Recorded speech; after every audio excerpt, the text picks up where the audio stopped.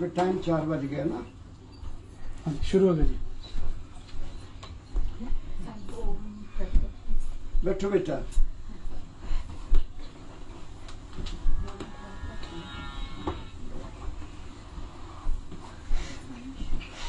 आयुष कहाँ गया? Phone silent please everyone.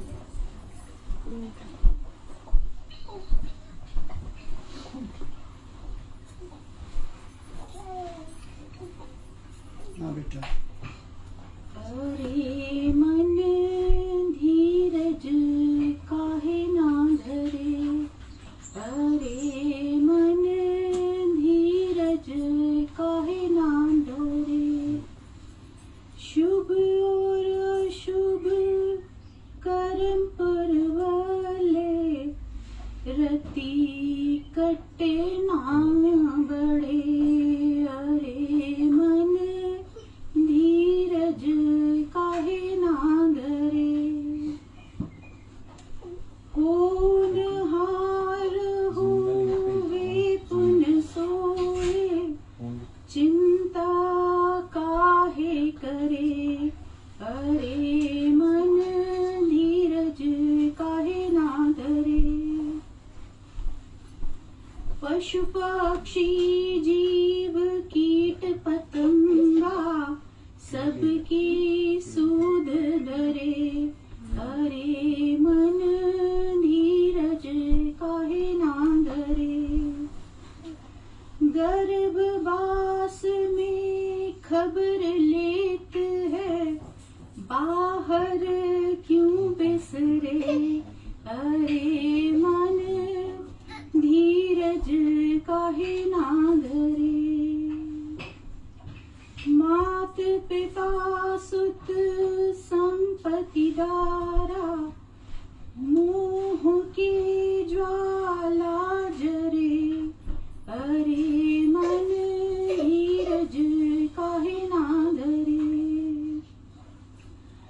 मन तू हसन से साहिब के भटकत काहे फिरे, अरे मन धीरज काहे ना धरे, सतगुरु छोड़ और को ध्यावे कारज इक न सरे, अरे मन धीरज काहे ना धरे,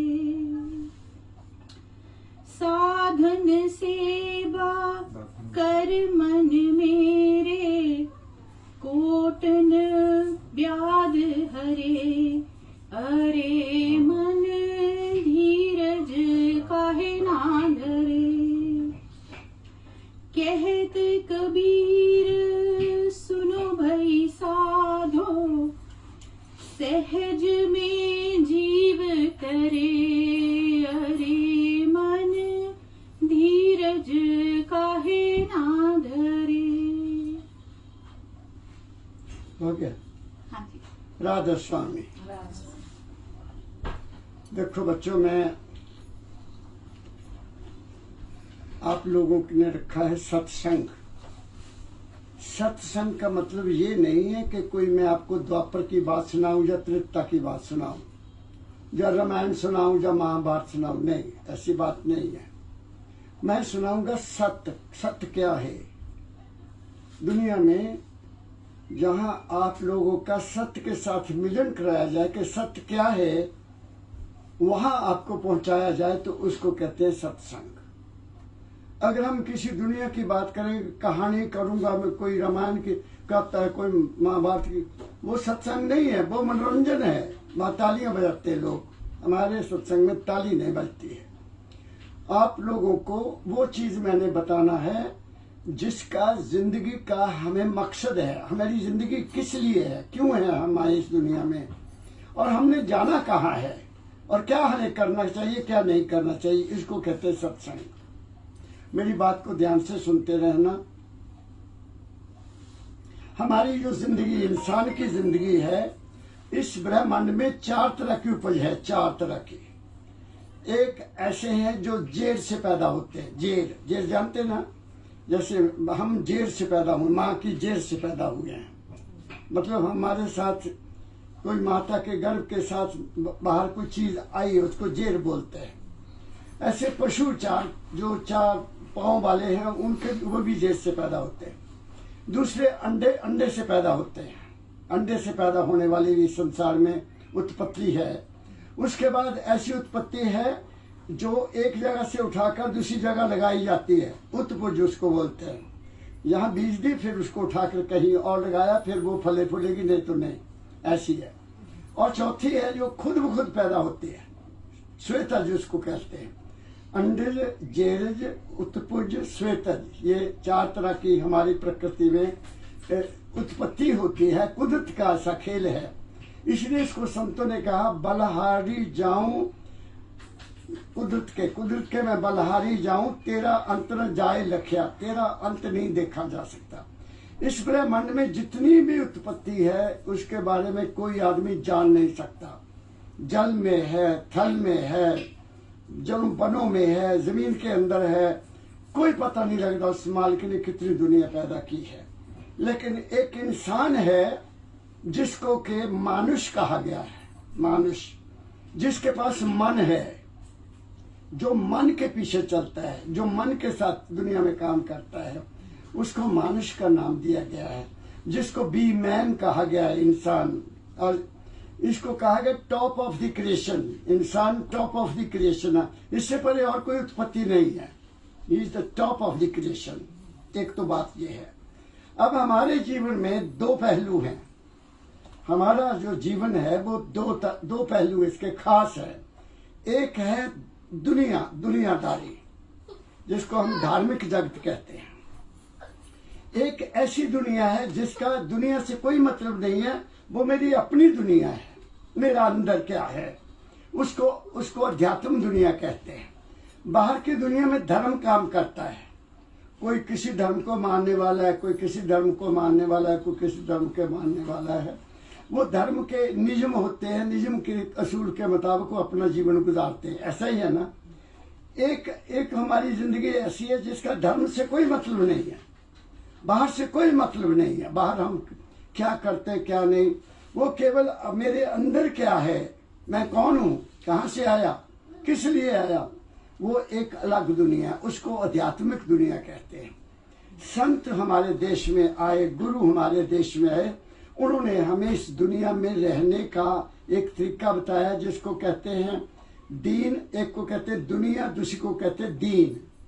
दीन वो होता है जिससे हम अपने घर वापस चले जाएं, जन्म मरण से छूट जाए, क्योंकि हमारे सदा तो रहने वाले हम जहाँ नहीं हैं। पहली बात तो ये है कि यहाँ संसार में कोई इंसान शरीर रूप में सदा रहने वाला नहीं है, हमने एक दिन जाना है। लेकिन इसमें एक ऐसी चीज है जो नाश नहीं होती। वो क्या है, वो मैं आज आपसे शेयर करूंगा और कुछ बातें बताऊंगा कि हमें इस जीवन में जीना कैसे है। अब मेरी बात को ध्यान से सुनते रहना। पुनीत, आपने सत्संग रखा, बेटी ने सत्संग रखा। शास्त्रों लिखा है, शास्त्रों में लिखा है जो ब्रह्मंडे सो पिंडे, जो कुछ भी ब्रह्मांड में है वो हमारे शरीर में है। ब्रह्मांड में क्या है, ब्रह्मांड ये क्या, ब्रह्मांड जो है सारा किस चीज के, 5 तत्वों का है। पृथ्वी है, नीचे जल है, अग्नि सूरज है, वायु है, आकाश है, और तो कुछ नहीं। ये 5 तत्व हैं इस ब्रह्मांड को जो हमारे को नजर आता है, और ये 5 सदा रहने वाले हैं। पृथ्वी पता नहीं कब से बनी है, तिथवार न जोगी जाने रुतमा न कोई, जा करता सृष्टि को साजे आपे जाने सोए। जिसने जो दुनिया बनाई केवल वो जानता है, कोई आज तक एस्टिमेट नहीं ला सकता। साइंटिस्ट ने बड़ी कोशिश की है, कोई कहता 1 लाख साल हो गया, कोई कहता 5 लाख साल हो गया, कोई कहता 4 युग हैं, 4 युग हुए, एक सतयुग युग हुआ, एक त्रेता युग हुआ, एक द्वापर युग हुआ, अब कल युग है, ऐसा कहा जाता है। लेकिन हमारे पास प्रूफ कोई नहीं है, प्रूफ नहीं है। इतिहास है, कहानियां हैं कि सतयुग में कोई नहीं था, फिर त्रेता युग में राम जी ने जन्म लिया, द्वापर युग में कृष्ण जी ने जन्म लिया और कल युग में अवतारों ने जन्म लिया। ऐसी ऐसी बातें हमें सुनने को मिलती हैं। तो ये जो ब्रह्मांड है ये सारे का सारा 5 तत्व का बना है। मेरी बात एक तो समझ गए। अब ये जो हमारा शरीर है, हमारा शरीर ये भी 5 तत्व का बना है। हमारा शरीर भी 5 तत्व का बना है, जिसमें पृथ्वी है, जल है, अग्नि है, वायु है और आकाश है। ये 5 तत्व हमारे शरीर में हैं। ये तो आपने कहीं सुना भी होगा। ये 5 तत्व हैं, जब ये बिखर जाएंगे और ये शरीर का नाश हो जाएगा। मिट्टी मिट्टी में मिल जाएगी, जल जल में चला जाएगा, अग्नि अग्नि में चल जाएगी, प्राण वायु में चल जाएगा और हम जो बोल रहे हैं हम ऊपर चले जाएंगे। एक बात आप समझ गए। साइंस की तरह मैं समझाऊंगा आपको। मैं कहानी नहीं बताऊंगा, मैं साइंटिफिकली प्रूव करूंगा कि वास्तव में हम हैं क्या। अब जितना ब्रह्मांड है ये अपने आप नहीं चल रहा, इसको कोई चलाने वाला है ना, मानना पड़ेगा। सूरज टाइम पर चढ़ता है, कहीं कितना सूरज चढ़ता है, कहीं कैसा मौसम होता है, कहीं ये सारा खेल जितना भी है ब्रह्मांड में जो कुछ हो रहा है, बारिशों का होना, हवा का चलना, भूकंप का आना, तूफान का आना, ये सारा किसी सृष्टि के असूल में चल रहा है। कोई है, मानना पड़ेगा ना, वैसे तो नहीं है। और ये भी कहा गया है कि ये पृथ्वी रात को सोती, इसमें जान है। ये पृथ्वी भी जिंदा है, पानी भी जिंदा है। पृथ्वी कभी मरने वाली नहीं है, ये जिंदा है, रात को सोती है जैसे हम सोते हैं। जल भी सोता है, वायु भी रुक जाती है, सूरज भी आराम, जब जहाँ रात हो जाती है तो हमारे लिए सूरज आराम में चला गया। हालांकि वो है, ब्रह्मांड में है, लेकिन वो भी एक और सूरज की तरफ घूम रहा है। ये सूरज साइंटिस्ट ने प्रूव किया, ये सूरज किसी और सूरज के इर्द घूम रहा है। और ये पृथ्वी जो है ऐसी 14 ब्रह्मांड है, ऐसा संतों ने कहा। मैं पुनीत को बता रहा था कि मेरे सदगुरु बाबा फकीर जी महाराज ने मुझे 9 ब्रह्मांड दिखाए, 9। उससे आगे मैं नहीं जा सका, मैं थक गया। क्यों थका वो भी उन्होंने बताया मुझे कि बच्चा तू क्यों थका, क्योंकि तेरी सभी दुनिया में काम करना है, तेरी जिम्मेदारी है। तो ये ब्रह्मांड किसी ताकत के अधीन है। ऐसे ही जैसे ये ब्रह्मांड बाहर का किसी ताकत के अधीन है, ऐसे ही हमारा शरीर भी किसी और ताकत के अधीन है। कैसे है वो मैं अब प्रूव कर दूंगा, आप तो बहुत गौर से सुनना। 100% लोग मन को अपना सब कुछ समझते हैं। हम जो कुछ भी करते हैं मन के अधीन करते हैं, ऐसे करते हैं ना। और ये हमारा शरीर जो है ये सबसे उत्तम, इसमें 5 कर्म इंद्रियां हैं, 5 ज्ञान इंद्रियां हैं, मन है, चित्त है, बुद्ध है और हमारा अपना रूप है जिसको अहंकार कहते हैं। अहंकार, अहम मैंने मैं, आकार मैंने मेरा रूप, वो किसी को नहीं पता। हम इस रूप को ही अपना रूप समझते हैं। ये तो बहुत ऊंची बात कहने जा रहा हूं, मैं बहुत ऊंची बात करने जा रहा हूं। माता जी आपने गौर से सुनना। कुम्हार को जानते हैं, बर्तन बनाता है। वो जब बर्तन बनाता है तो वो सोचता है कि इसमें मैंने क्या डालना है, तभी बनाता है ना। ऐसे तो नहीं बर्तन बना के रख रहता। स्टील वाले स्टील का बर्तन बनाने से पहले सोचते हैं कि इसमें क्या डालना है। हर चीज जो जहां बनती है उसका कोई ना कोई मकसद है। कुदरत ने जड़ी बूटियां पैदा की हैं, उनका भी मकसद है। वृक्ष पैदा हुए, उनका भी मकसद है। जो उत्पत्ति हुई है इस दुनिया में उसका वो बगैर मतलब के पैदा नहीं हुई। एक बात क्लियर हो गई आपको। ऐसे ही जो हमारा शरीर बना है, मेरा शरीर, पुनीत का शरीर, बेटी का शरीर, हम हमारे शरीर में जो चीज बैठानी थी मालिक ने, जो मैं हूं वास्तव में, उसके मुताबिक मेरा शरीर बना। मुझसे क्या काम लेना है। जो जानवरों को मारने वाले हैं, शिकारी हैं, उनका जीवन उस लिए बना। बात समझ गए।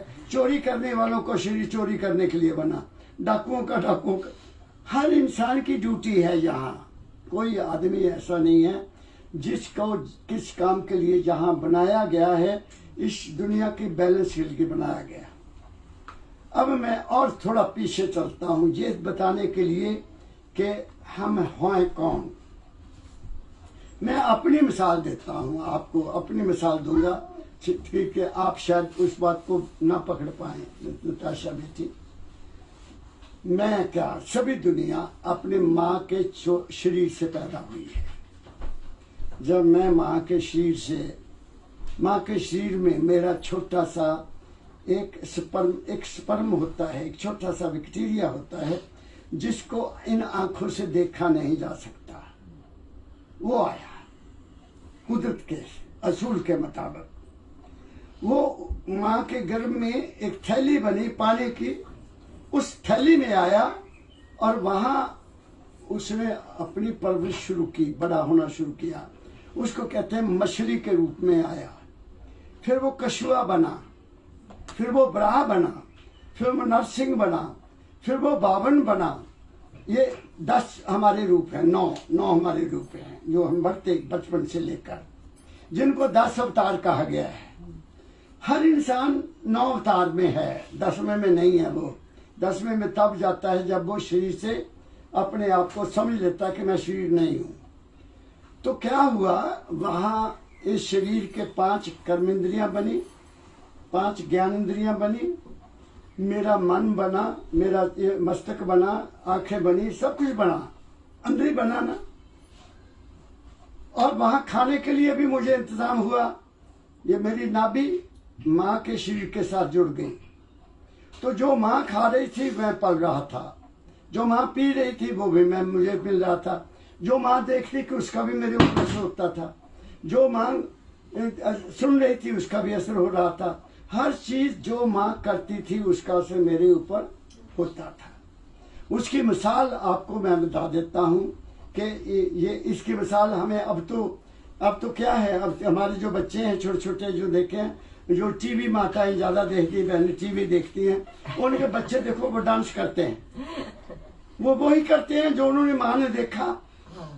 ऐसा ही है ना, तुम देख लो। मैंने तो देखा, मैंने पूछा बेटी ये क्यों मारती है तू? ये हर वेले नचदा। मैं कहा तू टीवी में नचते नहीं देखती? तो इसके असर सुहाना ने। ऐसे ही महाभारत में अभिमन्यु हुआ लड़का, अर्जुन का लड़का हुआ। तो अर्जुन अपनी पत्नी को सुना रहा है कि बहुत बड़ा युद्ध होगा और उसमें कौरव एक ऐसा चक्रव्यूह बनाएंगे जिसमें दाखिल ऐसे हुआ जाएगा। वो जानता था। तो उस वक्त अभिमन्यु माँ के गर्भ में था। तो अर्जुन तो चलेगा दूसरी तरफ मोर्चा लड़ने के लिए। तो उन्होंने चक्रव्यूह बना लिया। तो अभिमन्यु ने कहा मैं जाना अंदर। तो उसने कहा तू बाहर तो आएगा? कहता मैं बाहर नहीं आ सकता, मैं तो माँ के गर्भ में था। जब पिता बता रहे थे तो मुझे जाने का तो पता लग गया, माँ सो गई, मैं भूल गया, मुझे पता ही नहीं। ये बात है। आपने अकबर का नाम सुना होगा। डॉक्टर एक हमारा किंग हुआ देश में अकबर। उसको शेरशाह सूरी ने हरा दिया और उसको दिल्ली से भागना पड़ा। वो जाके किसी और राजे के पास रुका। तो उस वक्त अकबर ने जन्म लेना था, ये ऐतिहासिक सत्य है।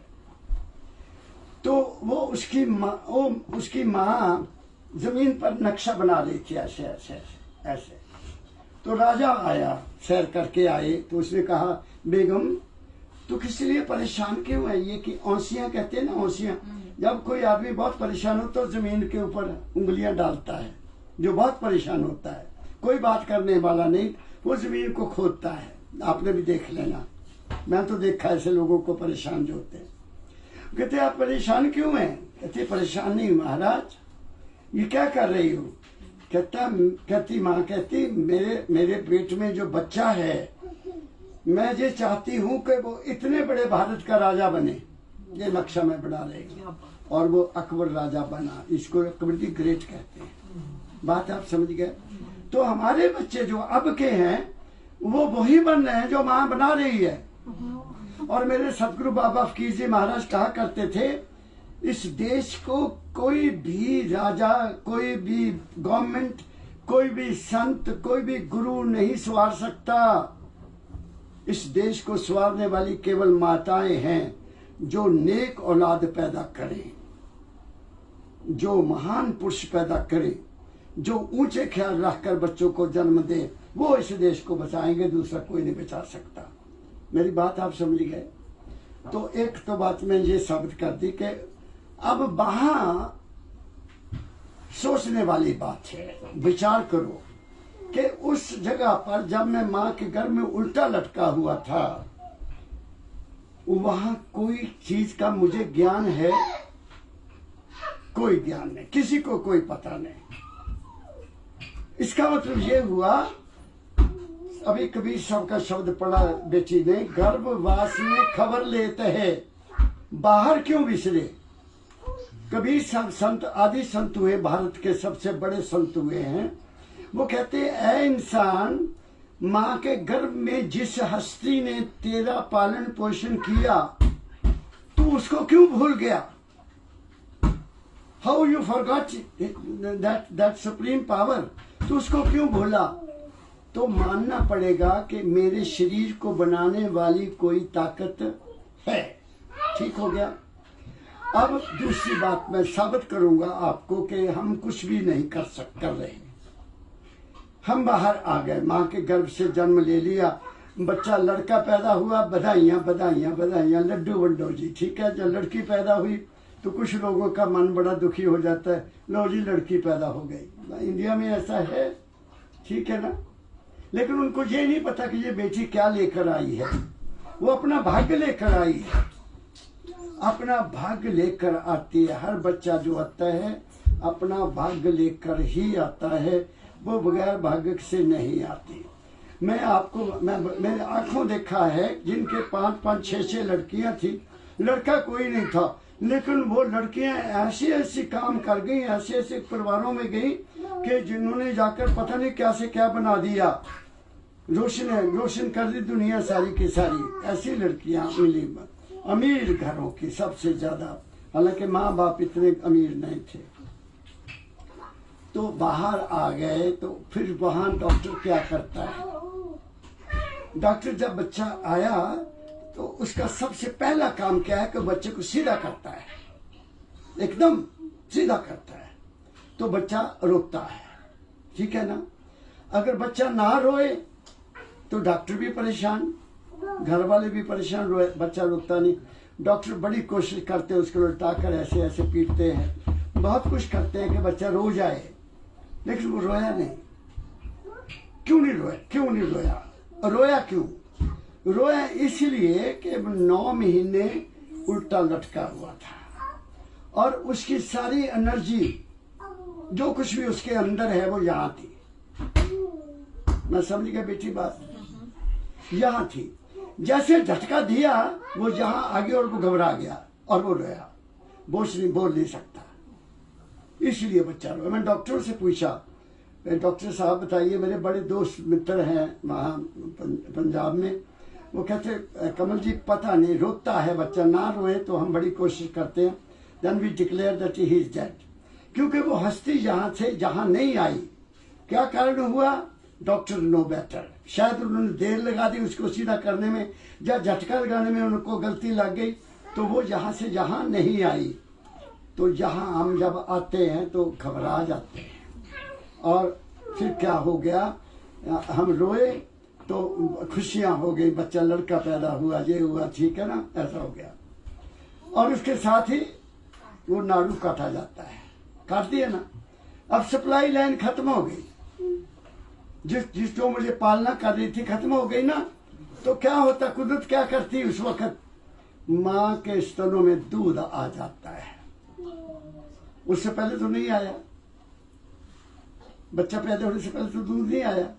जैसे पैदा हुआ दूध की धार निकल आई और वो माँ उसको लगाती है। आजकल तो जमाना बदल गया, और कई बेटियां ऐसी जिनके दूध ही नहीं होता, बच्चे को जन्मते ही बोतल लगानी पड़ती है, जो कुछ और लगाते हैं, क्योंकि हमारी खुराक नहीं रही, हमारी रहनी बिगड़ गई, हमारा देखना बिगड़ गया, हमारा सोचना बिगड़ गया, हमारा खाना बिगड़ गया, हमारी जिंदगी बदल गई। इस करके ये हो गया कि हमारे बच्चों को दूध नहीं मिलता पैदा होते, और फिर कई बीमारियां, ऐसी बीमारियां हैं हमारे शरीर में, अगर माँ का दूध मिल जाए तो बच्चे को कभी बीमारी नहीं हो सकती। माँ के दूध में ऐसी ताकत है, माँ के दूध में ऐसे मिनरल्स हैं, माँ के दूध में ऐसे ऐसी केमिकल्स हैं कुदरत ने पैदा किए हुए, जो कि बच्चे को चाहिए डेवलपमेंट के लिए, लेकिन वो ऐसा है नहीं। तो दूध मिल गया, मेरी बात को आपने पकड़ा। क्या अब मैंने या किसी और ने कुछ किया? कोई कहे कि मैंने किया, नहीं किया ना, चलो आगे चलता हूं। मैं प्रूव करना है कि हमारे अंदर कोई चीज है, मैं ये प्रूव करना है। हम आए, बड़े होने लग गए, हम खाना भी खाते हैं। पुनीत ने भी कल मुझे साबित कर दिया एक चीज का, इसने मोल लगा दी। हम खाना खाते हैं, पानी पीते हैं, फ्रूट खाते हैं, सब कुछ खाते पीते हैं। किसी को पता है कि अंदर कौन पचाता है? कोई करता कोशिश कि मैं खाना खा लिया, मैं ऐसे ऐसे करूं तो खाना पच जाएगा, जब मैं दौड़ूं खाना पच जाएगा? कोई और चीज है ना अंदर? हम दूध पीते हैं, वो वाइट है, सफेद है, लेकिन पेशाब हम करते हैं बिल्कुल प्योर पानी। लस्सी पीते हैं, वो भी प्योर पानी। कोई अंदर ऐसी चीज है जो सबको चेंज कर रही है। मेरी बात समझ रहे माता जी आप? तो ये अंदर जो कुछ हो रहा है, हमारा उसमें कोई हाथ नहीं है। हमारा दिल धड़क रहा है, मेरी नब्ज चल रही है। कोई आदमी जब कोई औरत कहे कि दिल में मेरा मैं धड़क रहा, मैनू पता मैं करदा धड़कदा, जब मेरी नब्ज चलाने पर मेरा कंट्रोल है। हमारे शरीर पर जो नब्ज चल रही है, खून का दौरा चल रहा है, रोटी पच रही है, मल मूत्र अपने आप बाहर आ रहा है, हमारा उसमें कोई भी दखल नहीं है। बात आप समझे? अब आखिरी चीज कि हम सांस ले रहे हैं। कोई कहे कि मैं सांस ले रहा हूं, क्यों बेटी? हमें सांस का भी नहीं पता कौन ले रहा है, नहीं पता ना हमें, तो सांस भी कोई ले रहा है। इसलिए हमारे शरीर में कोई ऐसी चीज है जिसका हमें कोई ज्ञान नहीं है। वो जो चीज है उसको दाता दयाल जी महाराज, मेरे दादा गुरु महाराज ने बाबा फकीर को लिखा, क्योंकि बाबा फकीर जी महाराज का अपने गुरु दाता दयाल महाराज श्री बहुत प्यार था, बहुत। वो छुट्टी आते थे नौकरी पे से, बसरे बगदाद में, जो बड़ा पंजाब बहुत बड़ा था, तो नौकरी जब आते थे, छुट्टी आते थे, तो 2 महीने दाता के दरबार में रहते थे अपने गुरु के पास। तो उन्होंने उसको लिखना, महाराज जी को, मेरे गुरु को लिखना, फकीर तू क्यों दीवाना हो गया? फकीरा गुरु तो तेरे पास, लिखते थे, लिखा हुआ है, गुरु तो तेरे पास, तेरे तन में, तेरे मन में, तेरे श्वासों श्वास, शरीर में भी वही है, तेरे मन में भी वही है, और तेरे श्वास में भी वही। तू कहां भागा फिरता है? साबित कर दिया गुरुओं ने। अच्छा, अब क्या हो गया कि हम उसको कैसे ढूंढे जो मैं हूं वास्तव में, जिसके कारण मेरा दिल धड़क रहा है, जिसके कारण मैं चल फिर रहा हूं, जिसके कारण मैं बोल रहा हूं। मैं सुबह बता रहा था पुनीत को कि क्या बेहोश आदमी सुनता है? बेहोश आदमी बोल सकता है? क्या बेहोश आदमी देख सकता है? क्या बेहोश आदमी हाथ हिला सकता है? उसका कोई अंग काम नहीं करता जो बेहोश हो जाता है। और जिसका वो हस्ती यहां से यहां नहीं आती शरीर में, तो वो उसका शरीर भी अंग नहीं करता, उसको कहते हैं अधरंग हो गया, कहते हैं ना।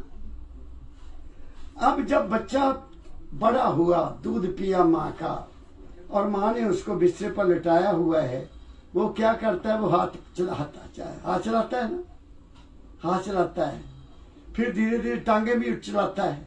आपने तो देखा, छोटा है ना, वो टांगे भी चलाता है, हाथ भी चलाता है। क्यों करता है? ताकि वो एनर्जी जो यहाँ है वो शरीर में आ जाए। जब तक वो एनर्जी, वो हस्ती जिसको कहते हैं, बाबा फकीर ने कहा कि जिंदगी और है, बच्चे में जिंदगी तो आ गई सारे शरीर में, लेकिन सारे शरीर में नहीं गई, तो उसको कहते थे अंगहीन हो गया। वो बच्चा इसलिए कोशिश करता है, टांगे भी मारता है, माँ बड़ा खुश होती है बच्चे को टांगे मारते देखकर, हाथ वार पांव मारते। वो एनर्जी उसकी हरकत करने से वो शरीर में धीरे धीरे सारे चली जाती है। वो हस्ती है, वो ताकत है। शरीर में कोई ताकत नहीं है उसके बगैर। वो है, वो क्या है, वो हम हैं। उसको चेतन शक्ति कहते हैं। वो चेतन शक्ति है। उसके बारे में सभी संतों ने हमें कहा। गुरबाणी में, क्योंकि मैं पंजाब से हूं, गुरबाणी में लिखा है, काहे रे बन खोजन जाई, तू जंगल में काहे के लिए जाता है, काहे रे बन खोजन जाई, सर्व निवासी सदा अलेपा, तेरे संग समाई। वो सर्वव्यापी शक्ति जो है वो तेरे अंदर है, तू उसको क्यों नहीं ढूंढता? फिर आगे लिखा है, पुष्प मध्य जू बास बसत है। पुष्प मीन फूल, फूल में जैसे खुशबू है ऐसे वो तुम्हारे अंदर है। मुकर महाए वो शाई, जैसे शीशे में तुम्हारा अपना रूप तुम्हें नजर आता है, ऐसे वो तुम्हारे अंदर है। ऐसे फिर कहा, ऐसे तैसे ही हर वसे निरंतर घट ही खोजो भाई। वो जो हरि है, जो मालिक है, वो मालिक की अंश जो है वो हमारे अंदर है भाई, उसको अपने ही अंदर में ढूंढो। इसलिए सभी संतों ने कहा कि ढूंढ मुझको अपने मन में, मैं तो तेरे पास हूँ। मैं न काशी, मैं न मथुरा, मैं न गिर कैलाश हूँ, तू हुआ मेरा तो देख मैं भी तेरा बन गया। मैं तो तेरे मन की सच्ची आस और विश्वास हूँ। अगर ये विश्वास हो जाए कि मेरे अंदर है वो, तो तुम्हें कुछ काम करने की जरूरत नहीं, वो खुद ही करता है जो कुछ करता है। मेरी बात समझ गए? ऐसे दाता दयाल जी महाराज ने लिखा, मेरे दादा गुरु ने, घट में दर्शन पाओगे, संदेह इसमें कुछ नहीं।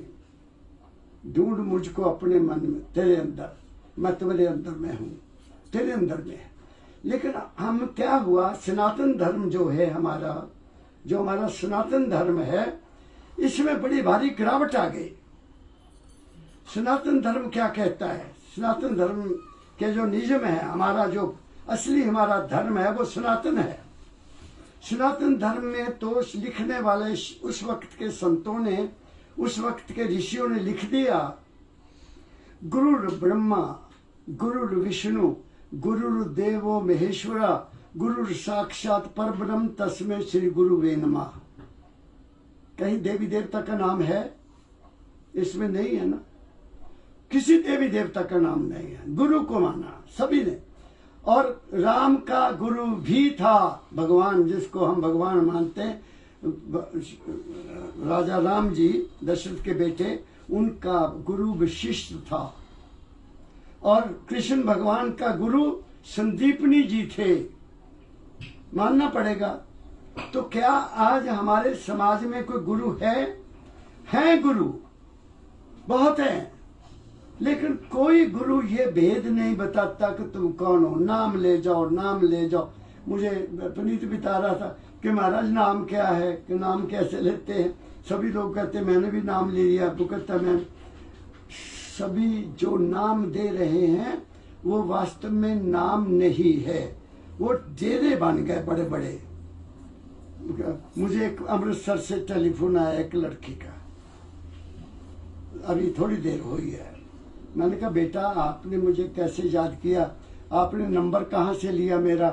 कहती जी मानवता मंदिर का नंबर मेरे को मिल गया, किसी ने बताया कि वहां से उनका नंबर मिलेगा, तो मैंने आपके मंदिर से टेलीफोन नंबर दिया, मैं आपको किया। मैं कहा बेटे बताओ कैसे याद किया? कहती जी मेरी मेरी पड़ोसन है, उसने भी नाम लिया, उसने मुझे कहा कि तू भी नाम ले ले, फिर भगवान मरते समय गुरु ने सन ले जाना जिथे ले जाना। मैं कहा हद हो गई है, तो गुरु को भूत बन गया जो लेके चल जाऊंगा। एक बात है बेटे, मैं देवी को मानता हूँ, मुझे देवी ले जाएगी मरते समय, फिर जिसको भी कोई मानेगा वो उसको ले जाएगा, तो उसका कल्याण तो नहीं होगा ना। ये सब झूठ है कि गुरु ले जाएगा, वो गुरु नहीं है। गुरु का मतलब क्या है? गुरु दो शब्दों से बना। गु कहते हैं अंधेरे को, रू कहते हैं रोशनी को। जो इंसान को अंधेरे से रोशनी में ले जाए, अज्ञान से ज्ञान में ले जाए, असत्य से सत्य में ले जाओ, सच्चाई झूठ से सच्चाई में ले, वो गुरु है। वो गुरु नहीं है कि नाम ले जाओ तो तुम उसको मिल ही नहीं सकते जाकर। मैं कभी अपने गुरु जी से पूछना था आपने कि महाराज नाम तो मुझे दे दिया, तो मुझे बताओ आगे में क्या करना है। उनको टाइम ही नहीं मिलने का, लाखों लोग हैं, कौन मिलेगा। एक नहीं मुझे टेलीफोन आते कि मैंने लिख दिया था अपनी मोबाइल पर कि मैं 1 महीना किसी से बात नहीं कर पाऊंगा, मैं बाहर जा रहा हूँ। नहीं तो रोज 2-4 टेलीफोन कहीं ना कहीं से आएंगे जिनके गुरु हैं, लेकिन उनको बताता कोई नहीं है क्या करना क्या नहीं चाहिए। तो इसलिए अब मैं साबित कर दिया कि जो शक्ति ब्रह्मांड को चला रही है, उस शक्ति की अंश हमारे अंदर है, वो हमारे अंदर है, वो हमारे संसार को चला रही है, वही है हमारे शरीर की शक्ति। जब वो निकल गई तो ये क्या होगा? उड़ गया, चला गया। अब सवाल पैदा होता, मैंने कहा कि वो सांस ले रहा है। अब बेटा ध्यान से सुनना, हमारे शरीर में हरकत हो रही है ना, हरकत जानते हैं, चीज कोई हिल रही है, कोई चीज चल रही है। ये छोटा बच्चा, इसके सिर पर हाथ रख के देखना बेटा, अभी अभी भी पता लग जाएगा। जहाँ कुछ होता है ना, ठक ठक होती है ना, वो जन्म के साथ ही शुरू थी, वहीं से शुरू थी वो, जब से हमारा शरीर बन गया पूरा। और डॉक्टर कई दफा कह देते हैं ये बच्चे के धड़कन नहीं है, धड़कन नहीं है, धड़कन नहीं हुई अंदर। वो कहते हैं अभी ऑपरेशन करा दो, नहीं तो बच्चा ठीक पैदा नहीं होगा, ऐसा भी सुना है मैंने। वो जो अंदर जहाँ हो रही है ना, ये यहाँ हर वक्त हो रही है। मैं और बता देता हूँ, प्रूफ देता हूँ। 1968 में मेरी ड्यूटी लगी कॉलेज की तरफ से, एक लॉन टेनिस टीम होती, लॉन टेनिस बड़ी गेम, उसका मैं इंचार्ज था। तो मेरी ड्यूटी लगी कि उस वक्त ये यूनाइटेड पंजाब था, यूनाइटेड पंजाब था, हिमाचल नहीं बना था और ना हरियाणा बना था। तो गवर्नमेंट कॉलेज धर्मशाला पंजाब का कॉलेज था। मेरी ड्यूटी लगी, हमारा मैच पड़ा मेडिकल कॉलेज अमृतसर में। तो मैं बड़ा खुश हुआ क्योंकि वहाँ एक डॉक्टर मेरा बहुत प्रेमी दोस्त था, आई सर्जन था। मैंने कहा अच्छा मैं सर जाऊंगा, क्योंकि वहाँ डॉक्टर चरणजीत मेरे बहुत मित्र हैं, मेरे गांव में उसके नानके थे। तो वो आता था तो मेरे पास ही हमेशा आ जाना, शाम को गलबात करनी, क्योंकि आप इकट्ठे पड़े थे। तो मैंने कहा मैं चलूंगा तो जुड़ जाऊंगा। वहां मैं चला गया बच्चों। तो मैं रात को कहा चरणजीत कल शाम को हमारा मैच है, सुबह मैंने तेरा डेड हाउस देखना है, हॉस्पिटल का जहाँ डेड बॉडीज रखी होती है। वहाँ चीर-फाड़ करते हैं डॉक्टर, एक एक अंग की चीर-फाड़ करते हैं। मुझे कहता कमल तो पागल हो गया, बेहोश हो जाएगा, वहां तो बदबू आती है और तू डर जाएगा देखकर। मैं कहने में ना डरना है ना मेरी कुछ होगा, तो जैसे तू जाएगा वैसे मैं भी चल पड़ूंगा। कहता हम तो मास्क पहन लेते हैं। तो मैं मुझे भी मास्क दे देना भाई, मैं भी मास्क पहन लूंगा। आप समझ गए? तो मास्क डाल लिया मैंने भी, उसने भी। मैं कहा चरणजीत मैंने और कुछ नहीं देखना, मुझे डेड बॉडी का हेड देखना है। कहते क्यों? वो कैसे? मैंने कहा यहाँ कुछ है, मैं वो देखना कि वहां क्या होता है, व्हाट इज देयर हियर, यहाँ क्या है। तो वो मुझे ऐसी डेड बॉडी के पास ले गया जिसका डॉक्टर्स ऑपरेशन करके देखते थे कि कौन कौन सी नाड़ी कहाँ कहाँ से जाती है। जो सर्जन बनते हैं वो सब एजुकेशन वहां से लेते हैं, कौन कौन सी नाड़ी क्या काम कर रही है सारे। तो जब उसको देखा मैंने तो यहाँ एक ऐसे छोटी कौली बनी हुई है, कौली कौली जानते ना, बाउल, स्मॉल बाउल। मैंने कहा यस, ये मैं जानना चाहता हूँ इसमें क्या होता है डॉक्टर चरण जी। कहता कमल जी यहाँ भूरे रंग का पानी होता है, थोड़ा सा पानी होता है ये कौली में। तो मैंने कहा फिर डॉक्टर्स क्या कहते हैं ये क्यों है। वो कहता हमें ये पढ़ाया गया है कि यहाँ आत्मा रहती है, हमारी आत्मा यहाँ रहती है। उस पानी में हर वक्त हरकत होती है। तुम पानी रख दो, उसको ऐसे ऐसे हिलाओ तो उसमें हरकत होगी ना। तो उसमें जैसे पानी में मछली होती ना, मछली ऐसे ऐसे हरकत करती तो पानी चलता है, पानी में हरकत होती है, पानी हिलता है। तो वो हरकत होने से लगातार हरकत हो रही है, उसमें ऐसे ऐसे ऐसे हरकत हो रही है। वो हमारे शरीर का सांस आता है वहां से, जब वो बंद हो जाएगा सांस बंद हो जाएगा। ये मेरा अपना अनुभव है, ये मेरा अपना अनुभव है कि लीवर, ये हमारा लंग्स जो हैं वो तब काम शुरू करते हैं जब यहाँ हरकत होती है। इसका संबंध इसके साथ है। पुनीत समझा बात को। तो अब सांस लेने में भी हमारा कोई अधिकार नहीं है, हमारे शरीर पर कोई अधिकार हमारा नहीं है। तो फिर कौन सी चीज है। फिर इन संतों ने कहा कि अगर उसको मिलना है जिसने दुनिया बनाई है, तुम्हें इस शरीर से ऊपर जाना पड़ेगा। यहां no thy self by thy self, अपना आप पहचानो तब पता चलेगा। मेरे सतगुरु बाबा फकीर जी ने हमें समझाने के लिए एक मिसाल दी, बहुत बड़ी मिसाल देते थे वो महाराज, मेरे दाता बाबा फकीर जी महाराज। कहते पिछले जमाने में मिट्टी के बर्तन होते थे, मिट्टी के बर्तन, उसमें औरतें दाल बनाती थी गांव में। मुझे आपका नहीं पता, लेकिन मैं तो गांव में रहा। तो मिट्टी की ऐसे एक बर्तन पड़ोली बनाई होती, उसको पड़ोली बोलते थे। उसमें गोबर की पाथियां लगा देनी। तुसी पिंड से रहे नहीं रहे तू रही। वो गोबर की बनाते थे ना, तो उसमें गोबर की पाथियां लगा दी, वो आग लगती थी, उसमें आग लगा दी। वो पाथियों पे धीरे धीरे आग लग जाती थी सारी, क्योंकि वो सूखी होती थी। अभी भी है हमारे पंजाब में जिनके घरों में भैंसे हैं, वो उपले, उनको उपले बोलते हैं, उपले। और पंजाबी से पाथियां कहते हैं, गोबर की पाथियां। तो वो लगा देती हैं, उसको आग लग जाती है। जब आग लग गई तो माता क्या करती थी, मेरी माता, मुझे तो अपना पता कि उसने देखना बेटा आग लग गई, देखो पाथियों की आग लग गई। तो फिर मिट्टी की हांडी, मिट्टी की तौड़ी बोलते थे पंजाबी में, उसको उसमें रख देना पानी डालकर। उनको पता होता था कि हमने कितने लोगों ने रोटी खानी है तो कितना पानी डालना, कितनी दाल डालनी, उनको पता होता। पानी डाल दिया, बंद हो जाएगा। पानी डाल दिया, उसमें फिर दाल धोली, दाल डाल दी, नमक डाल दिया, मिर्च डाल दी, हल्दी डाल दी, बस यही कुछ होता था। ये टमाटर, कोई प्याज, कोई ऐसी चीज नहीं खाते थे हम लोग, बिल्कुल घरों में बनती नहीं थी। तो उसके ऊपर एक ढक्कन लगता था, ढक्कन, तो ढक्कन में गलियां होती थी ताकि भाप निकलती रहे तो थोड़ी, ताकि दाल उबले ना।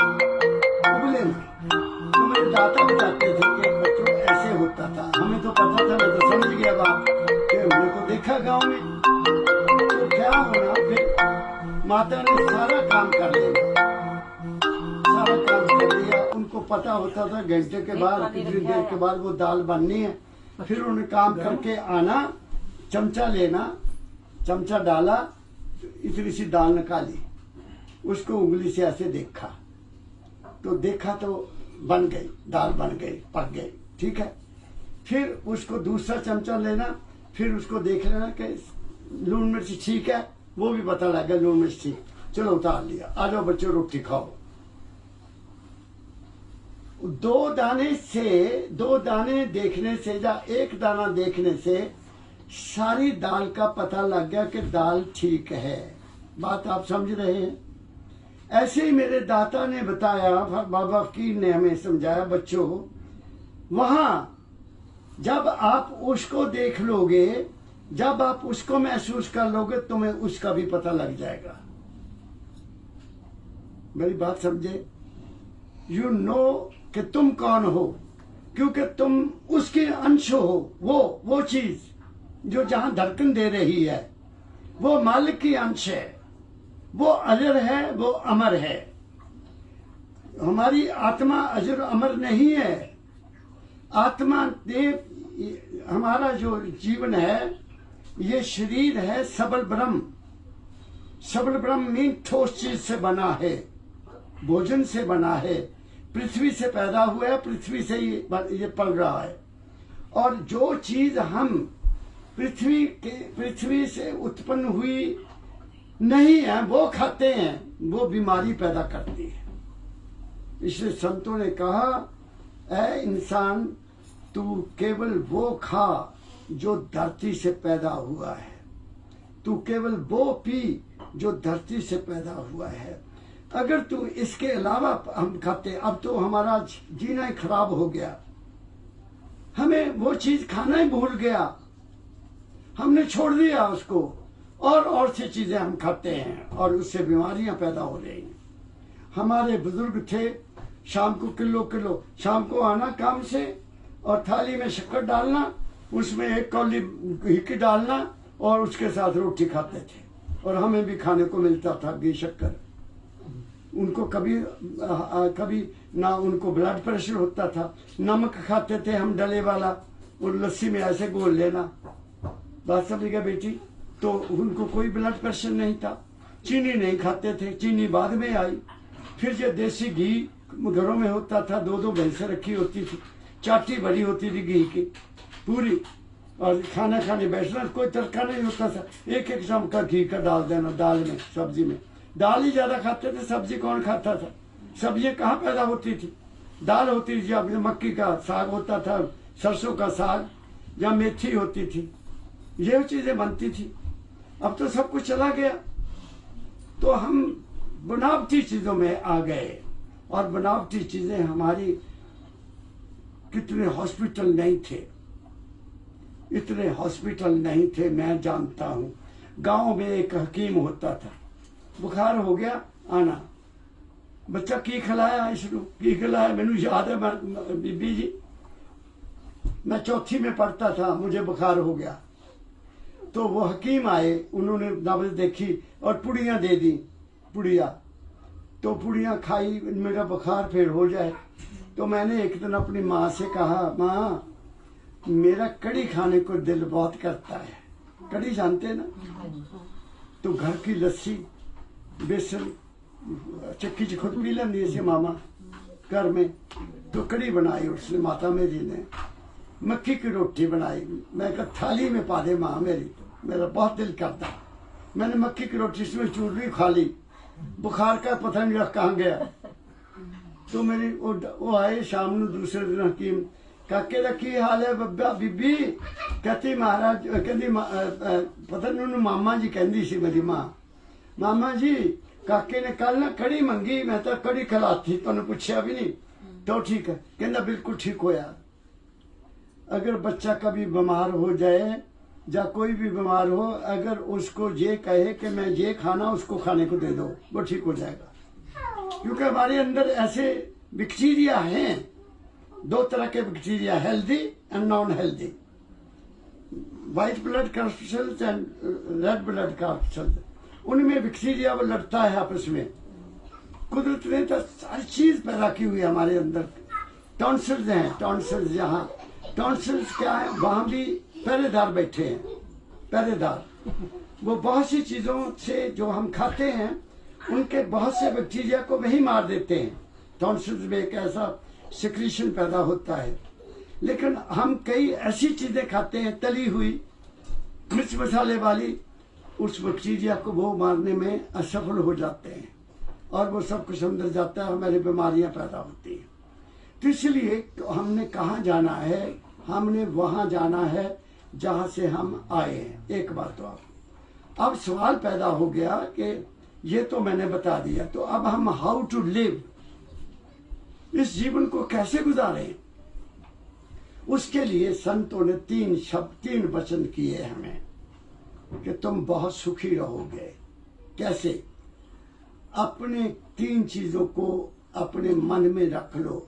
मन, वचन और कर्म को शुद्ध रखो। मन, वचन और कर्म से शुद्ध रहो। अब 3 ये तो लिख दिया। अब मन को कैसे शुद्ध रखें, वचन को कैसे शुद्ध रखें और कौन सा कर्म करें कौन सा ना करें, वो मैं अब आपको विश्लेषण कर देता हूं कि मन कैसे शुद्ध होगा, वचन कैसे शुद्ध होगा। वो कैसे होगा? मन, हर चीज हमारे अंदर मन से पैदा होती है। मन के बगैर अंदर कुछ भी नहीं है। और मन ऐसी चीज है जिसको आज तक किसी ने कंट्रोल नहीं किया।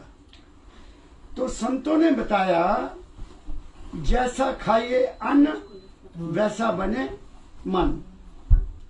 क्या कहा मैंने? जो चीज भी मैं इसकी मिसाल देता हूं, आप बात कर लो।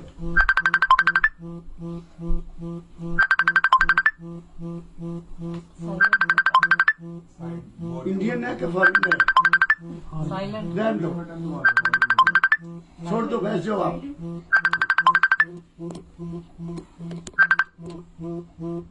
रिकॉर्डिंग खत्म हो जाएगी।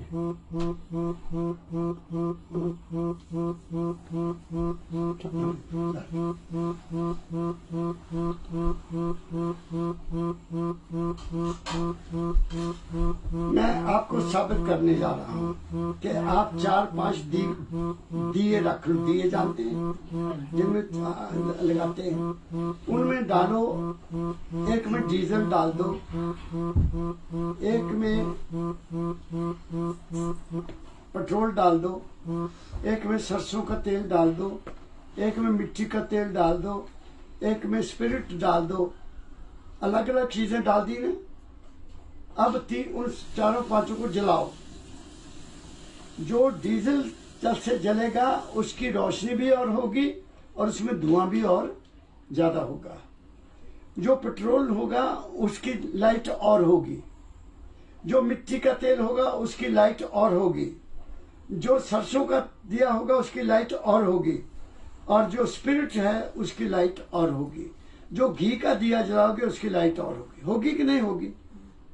जो जो चीज जैसी दीपक में डाली गई उसका प्रकाश भी वैसा ही होगा। ऐसे ही जो चीज हम खाते हैं, हमारे अंदर भी एक दिया जलता है यहाँ। और सनातन धर्म का दिया बुलाते हैं गायत्री मंत्र में। पढ़ के देख लो। गायत्री मंत्र में क्या कहा गया है कि स्थूल, सूक्ष्म और कारण से आगे जाओ अपने अंदर, तो क्या होगा? वहां सूर्य रूपी प्रकाश आपके अंदर है, उसको अपने जीवन का आधार बना लो। वहां से आपको ज्ञान प्राप्त होगा। ये लिखा हुआ है। तो अब जैसा हम खाएंगे, अगर तामसिक खाएंगे, अब तो सब लोग तामसिक ही खाते हैं, राजसिक कोई नहीं खाता। कोई भाग्यशाली होगा जो राजसिक खाएगा। सबको दौड़ लगी है पंजाब में। मैं तो यहाँ तो चलो फिर भी नेक नीति है, जहाँ हर आदमी ड्यूटी पूरी करता है। यहाँ आदमी कोई भी ड्यूटी घड़ी नहीं देखता कि घड़ी हो जाए टाइम तो मैं जाऊँ घर।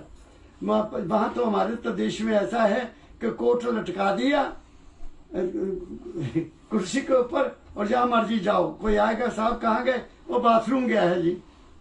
बात समझ गए? तो हमारी क्या कमाई हुई? तो अन्न कहाँ से पैदा हुआ जो हम खाते हैं?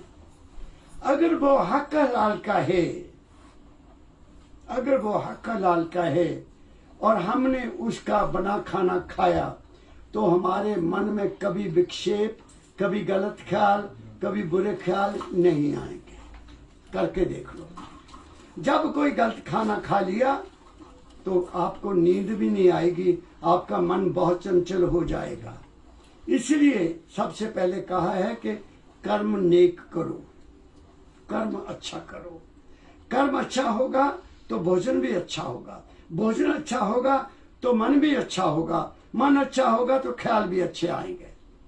जैसा खाइए अन्न वैसा बने मन, फिर मन जैसा ख्याल वैसा हाल, जैसी मति तैसी गति, जैसी करनी तैसी भरनी, जैसी नियत वैसी मुराद।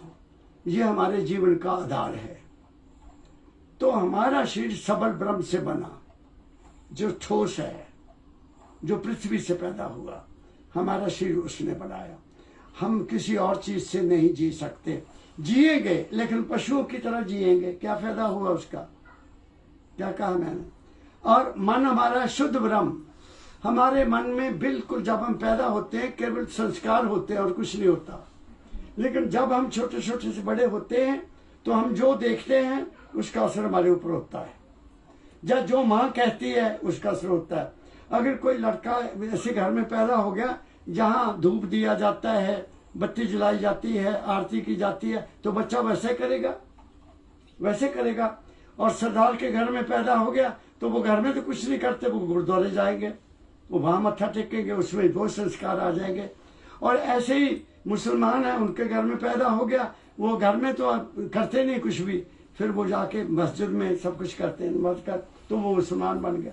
तो हम वास्तव में थे तो इंसान, लेकिन हम बाहर आके कुछ को कुछ बन गए, तो इंसानियत खत्म हो गई। जब हम कुछ बनेंगे तो इंसानियत खत्म हो जाएगी। तो इंसान का धर्म तो बहुत ऊंचा है, वो भी मैं आपको सुनाऊंगा। वो धर्म क्या है? तो मैं आपसे बता रहा था कि जैसा खाएंगे हम, जो भी भोजन खाएंगे, जैसे आपको मिसाल दी मैं, जो तामसिक भोजन होगा वो ऐसी रोशनी देगा जैसा डीजल का दिया होता है। तामसिक भोजन खाने वाले, बर्गर्स खाने, जब बाजार का खाना खाना, या कोई ऐसी चीजें खानी जो कि कुदरत ने नहीं बनाई, जब ऐसा पानी पीना जो कि धरती की माँ से नहीं आया, वो नहीं पिया, दूसरी कुछ चीजें पीते हैं, तो वो क्या होगा? उसके मन जो है वो शुद्ध नहीं हो सकता। शुद्ध मन वो ही होगा जैसे घी की लाख चलती है, उसमें कोई धुआं नहीं होता, रोशनी बड़ी प्यारी होती है, और उसके पास बैठोगे तुम्हें ऑक्सीजन ज्यादा मिलेगी। घी का दिया जला के रख लो और उसके लंबे सांस लो, तुम्हें सबसे ज्यादा ऑक्सीजन वहां मिलेगी। तुम दूसरा दिया जला के बैठोगे, ऑक्सीजन के बजाय आपको वो दूसरी एसिड वाली मिलेगी गैस, वो खराब है, हाइड्रोजन मिलेगी। आप समझ गए मेरी बात को?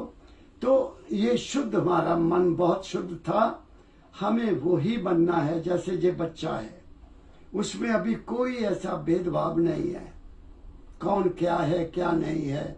मेरे दाता कहा करते थे, बाबा फकीर जी, ईश्वर का दर्शन करना तो 6 महीने के बच्चे को देखो, उसमें कोई द्वेष नहीं, वो तुम्हें देखकर हंसेगा।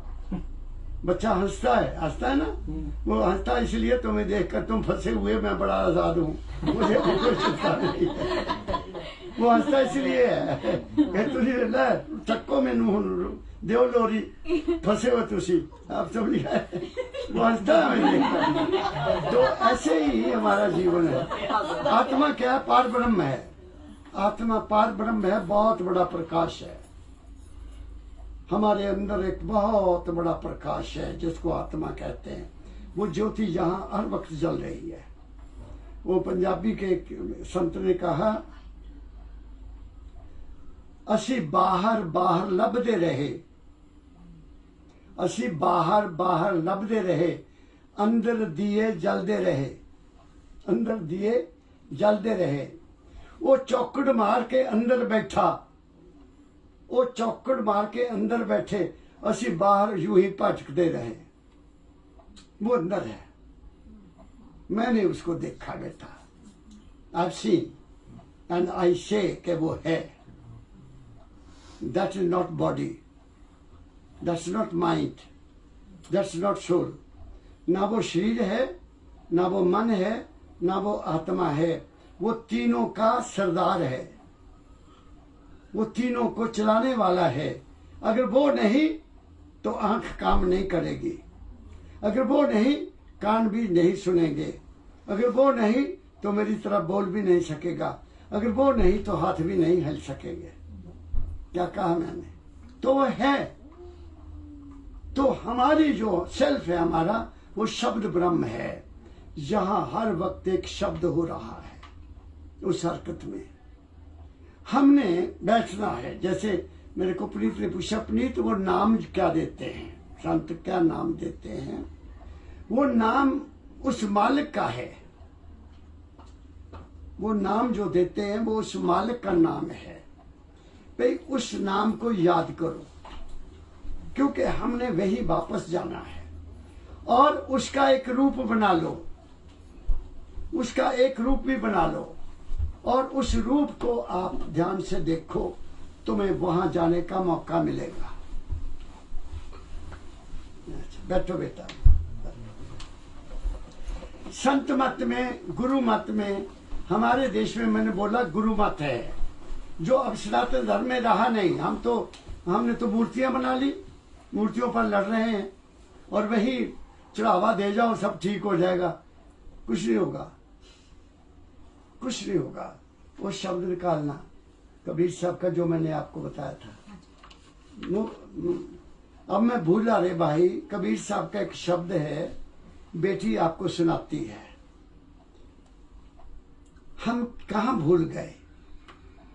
कबीर साहब अंत, मैं बाकी किताबें नहीं ला सका प्रूफ देने के लिए, मैं खुद ही प्रूफ हूं इस बात का कि हम अंतर्मुखी से बाहरमुख हो गए। उन्होंने क्या कहा, संतों ने क्या कहा, ऋषियों ने क्या कहा?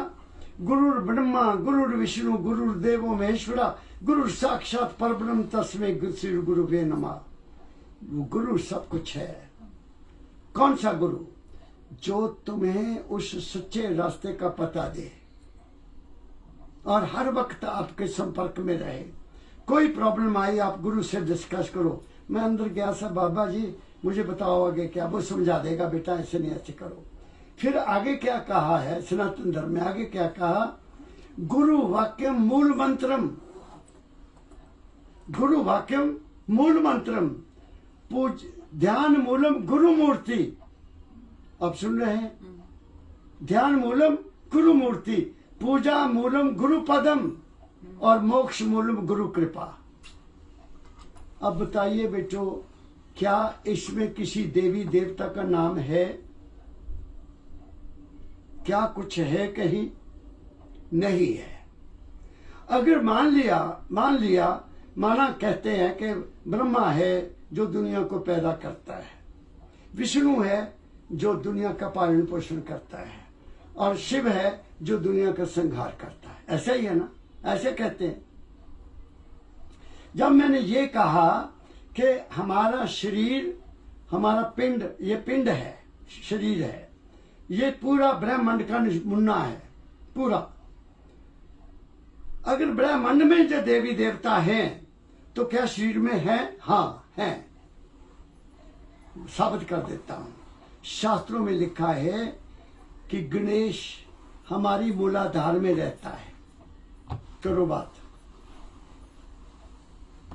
ब्रह्मा हमारी इंद्री में रहता है, विष्णु हमारे पेट में रहता है। हमारे शरीर की पालन पोषण कौन करता है? पेट। अगर रोटी ना खाएं या ना पचाए तो कितने देर जिंदा रहेंगे? सोचो बात को। विष्णु यहां रहता है, और भगवान शिव कहां रहता है? हमारे दिल में रहता है। शक्ति कहां रहती है? यहां रहती है। और हम कहां रहते हैं? हम यहां रहते हैं। क्या कहा मैंने? आपके अंदर ही गंगा है ये सांस। आपके अंदर ही जमुना है, ये सांस। आपके अंदर ही सरस्वती है। बाहर तो सरस्वती वो है ना, कहते सरस्वती भी है। जहाँ 3 दरिया मिलते हैं वो कुंभ लगता है वहां। ये पंडितों ने बना दिया हमें बेवकूफ। हमारे अंदर सरस्वती का वो उसको क्या कहते हैं, जो नदी थी, क्या उसको नाम क्या बोलते हैं, तीसरी नदी, सरस्वती, सर गंगा जमुना सरस्वती, तीसरी नदी जो थी, नर्मदा। मेरे को उसका हिंदी शब्द नहीं मिल रहा। वो सुषुम्ना नाड़ी है। वो मूलाधार से पीछे से चली है हमारे, और रीढ़ की हड्डी से होते हुए यहाँ आई है। यहाँ आती है, वो यहाँ है। तो हमारा जब सांस चलता है, दोनों सांस कभी एक साथ नहीं चलते। कभी ये चलता है, कभी ये। ऑटोमेटिक है, कुदरत ने ऐसा सिस्टम बनाया है, ये दोनों इकट्ठे। कभी ये चलती, कभी ये चलती है। दूसरे शब्दों में, ये सूरज है, ये चांद है, ये गंगा है, ये यमुना है। ये एक समय ऐसा आता है हमारे जीवन में जिसका हमें पता नहीं है। जब ये सांस इधर बदलता है, जब ये बंद होता है, ये चलता शुरू होता है, उस वक्त 1 सेकंड या 2 सेकंड के लिए या 30 सेकंड के लिए ये दोनों चलते हैं। दोनों चलते हैं। दोनों जब चलते हैं तो यहाँ आकर टच करते हैं यहाँ। और उस वक्त क्या होता है, उस वक्त इंसान जो इच्छा करे वो पूरी होगी। ये कुंभ लग गया यहाँ।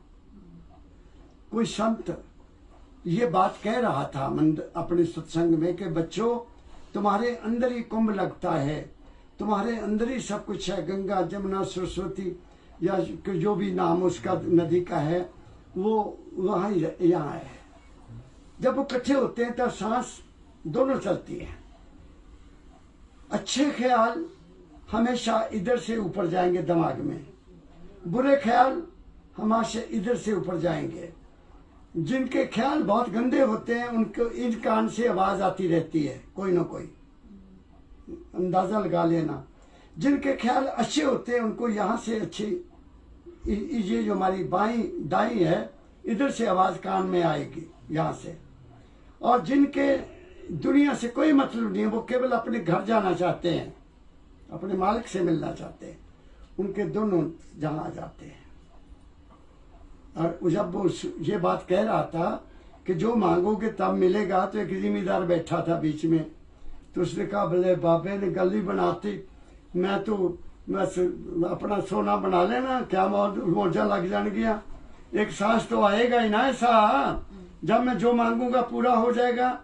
वो घर गया तो कुल्हाड़ा बना था 5-4 किलो वजन का, वो उठा लिया हाथ में, कहता ले आज तेन सोने का बना लेना मैं।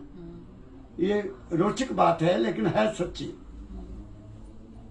वो सांस के सांस लिया, सोने का बन जा, सोने का बन जा, सोने का बन जा, चल रहा है। आप समझ गया। आदमी कभी कभी धैर्य खो देता है। धैर्य जानते हैं ना, धैर्य खो देता है कि हल्ले नहीं बनया, फिर सांस ले रहा है, सांस ले रहा है।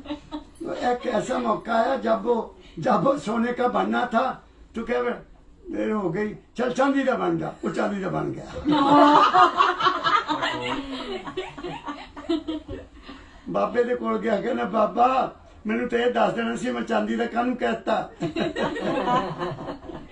मैं ये पक्की बात है। This is perfectly right. हम अपने सांस की परवाह नहीं करते, हम इसको जाया करते हैं। थोड़ा थोड़ा खा तेरे भले की कहूँ, सत्संग में जा तेरे भले की कहूँ, ये कहा गया है। ज्यादा खाओगे पूरा सांस नहीं लिया जाएगा, ज्यादा खा लोगे तो थोड़ा सांस थोड़ी लिया जाएगा पूरा। पेट तो भर गया तो फेफड़े फूलेंगे नहीं पूरे। थोड़ा खाया पूरा सांस लो, पूरा सांस आएगा। क्या कहा मैंने बेटी, है ना। तो इसलिए हमें खाना नहीं आता। तो मैं क्या कह रहा था कि हमारे सब कुछ अंदर है, अंदर है। अंदर को जाओ। तो कबीर साहब कहते हैं कि मेरे गुरु ने मुझे भेद बता दिया, अब मैं भूला रे भाई, मुझे सतगुरु जुगत बताए। ये सुना दो बेटियों को, है ना। सुनना, कबीर साहब की वाणी मैं बता रहा हूँ, अब सुनना। महापुरुषों ने कहा है, पढ़ो। अब मैं भूला रे भाई, मेरे सतगुरु जुगत लगाई। आपको सुन रहा है ना? ठीक। अब मैं भूला रे भाई, क्रिया कर्म आचार में छाड़ा, तीर्थ का नहाना। मैंने तीर्थ का नहाना भी छोड़ दिया। गुरु ने क्या, कुछ नहीं मिलना, क्रिया कर्म कर देना सी। फिर उठो जी, तो धूप चलाओ जी, आरती करो जी, पता नहीं क्या क्या करते हैं हम। फिर तिलक लगाओ जी, जहाँ लगाते हैं ना। मुझे सारा मैं छोड़ देता, मैं नहीं करता कुछ भी आगे। सगरी दुनिया भई सयानी, मैं ही एक बैराना। कहते मैं ही दीवाना हो गया, सारी दुनिया सारा काम मैं करी जाती है। गंगा च नहाउण जाते हैं, हरे गंगा हरे गंगा। मैनू बात एक याद आ गई, बच्चों ध्यान से सुनना। नारद मुनि जी कहीं आए जमीन पर, कुंभ का मेला लगा हुआ, तो हजारों दुनिया नहा रही है गंगा में। तो बड़ा हैरान हुआ, उसे कहा देखो जी कितने हर हर गंगे डुबकियां लगा रहे हैं, अपने पाप सारे गंगा नू दे रहे हैं। कदे नहाते ना तो साढ़े पूरे कर्म खत्म हो जान, और कल ही नहाते। क्या ख्याल है, इसी ख्याल से जाते हैं। तो नारद मुनि जी गंगा माता के पास गए। गंगा मैया तू बड़ी महान है, तू तो बड़ी पवित्र है, तू तो ये है, बड़ी सिफता की। कहते नारद मुनि जी बैठो, क्या कह रहे हो? कहते कहूं क्यों नहीं, लाखों लोगों का पाप आप ले रहे हैं, वो नहा रहे हैं, आपके गुण गा रहे हैं, और पवित्र होकर घरों में जा रहे हैं। कहते नारद मुनि जी बैठ जाओ, मैं नहीं कुछ भी करती। वो नहाते हैं, पाप अपने सारे देते हैं, यहाँ जित बुरियां करके चीज़ा सारा गंद मेरे उत्ते सिर देंगे हैं। मैं हर चीज सूरज देवता नू दे देनी है, मैं नहीं रखती, सूरज देवता को दे देती हूँ। कहता अच्छा, इसका मतलब सूरज देवता महान हुए? कहती तो महान ही है, तो और क्या है। वो सूरज देवता पास चले गए। ये शास्त्रों की बात बता रहा हूँ आपको मैं। सूरज देवता के पास जाकर जय कर दी, सूरज देवता की जय हो, धन्य हो आप। आओ नारद मुनि जी कैसे आए? कहते कैसे महाराज, आपका शुक्रिया अदा करने आया हूँ। आप सारी दुनिया के पाप ले लेते हो, बुराइयां ले लेते हो, और गंगा माँ को पवित्र कर देते हो। कहते मैं कुछ नहीं करता सूरज देवता, हाँ मेरी शुआएं, मेरी गर्मी, मेरे सूरज की किरणें भाप के रूप में सब कुछ उठा लेती हैं। गंगा के ऊपर से भाप बनाकर सब कुछ उठा लेती हैं। तो फिर महाराज आप क्या करते, तो आपने पुण्य कर नहीं देते? कहते नहीं, मैं सबके सारे के सारा इंद्र को दे देता हूँ। मैं सब सारा माल चक के इंद्र को दे देता हूँ। तो इंद्र देवता की जय करने चले गए। जय हो इंद्र देवता की, कितने महान है आप। कहते अच्छा, कोई खबर लाए हो? हाँ महाराज, खबर क्यों नहीं लाया? सारा दुनिया का पाप तो आप ले लेते सूरज देवता से, मैं भी नहीं लेता। और नारद मुनि दुनिया भुलेखे में है, मैं भी नहीं लेता, कोई नहीं लेता। मैं सारे का सारा बादलों को दे देता हूँ। बादल बनाता हूँ, पानी से भर देता हूँ, वही पानी वापस भेज देता हूँ। जिसका जो कर्म है उनको वापस। कोई किसी का कर्म नहीं कर सकता। कर्म जो करेगा अंत में भोगना पड़ना। मैं कर्म की बात कर रहा था, मैं फिर वही आ जाता हूँ।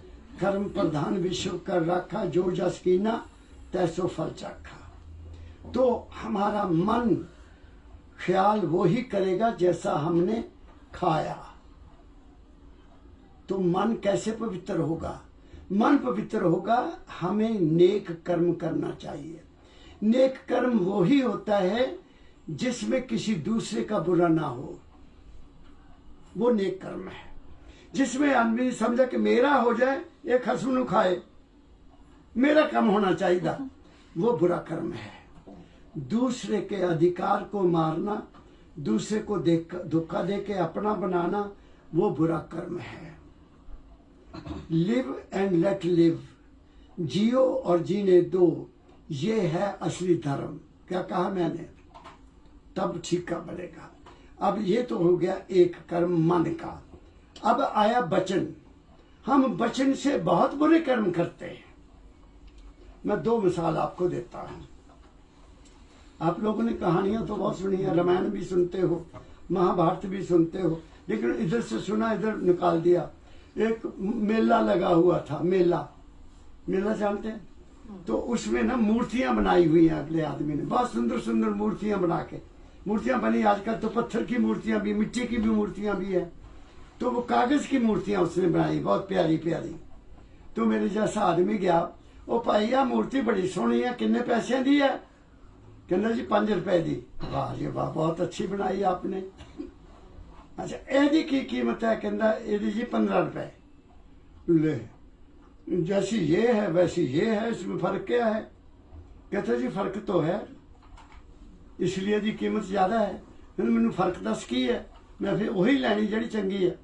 उसने एक तिली रखी हुई थी, तिली जानते ना, लंबी सी, वो जो 5 रुपए वाली उसके कान में ऐसे डाली, इधर निकाल दी, वो तिली इधर डाली और इधर निकाल दी। कहते जी इसके 5 रुपए। अच्छा ये 15 रुपए क्यों रखी?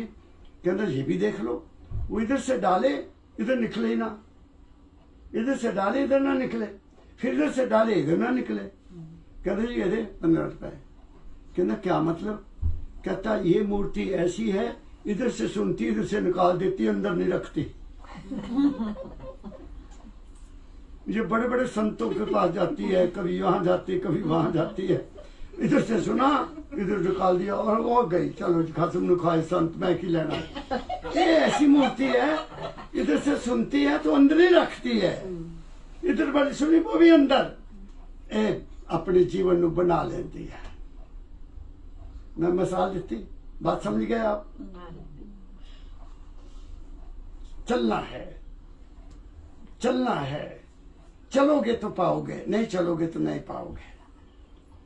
अब आ गया कर्म, मन, वचन। त्रेता युग में कहते हैं राम को वनवास हो गया, सीता जी ने कहा मैं भी साथ जाना। लक्ष्मण कहता भैया मैंने तो तेरी सेवा करनी, मैं भी साथ जाना। तीनों चले गए। तीनों जंगल में रहने लगे। रावण ने और तीनों ने क्या किया, लंबी कहानी कहे को कहनी है। तो शूर्पणखा आगे घूमती घूमती, रावण की सिस्टर बहुत सुंदर, बहुत ही सुंदर थी। तो उसने राम को कहा मैं आपसे शादी करनी, राजकुमार बहुत अच्छे हैं। वो कहते हैं मैंने शादी की है, मेरी तो पत्नी है, वो देखो सीता अंदर। लक्ष्मण से बात कर ले। अब राम को चाहिए था कि उसमें तो हुई तो विवाहित है, उसके पास भेज दी। और उसने जैसे उनको कहा राम लक्ष्मण आप मुझे बहुत सुंदर लगते हैं, मेरे से शादी का, वो गुस्से में आया, उसने नाक काट दिया। यही कहते हैं ना पंडित। अब वो कैसे महसूस, अपने भाई को जाकर बताया उसने, कहती 2 छोकरे उन्होंने मेरा नाक काट दिया, पूरी कहानी तो बताई नहीं। आ गया उन्होंने गुस्सा कि मेरी बहन, मैं देखता हूं। ले गया उठा के सीता को, बहुत कुछ हुआ।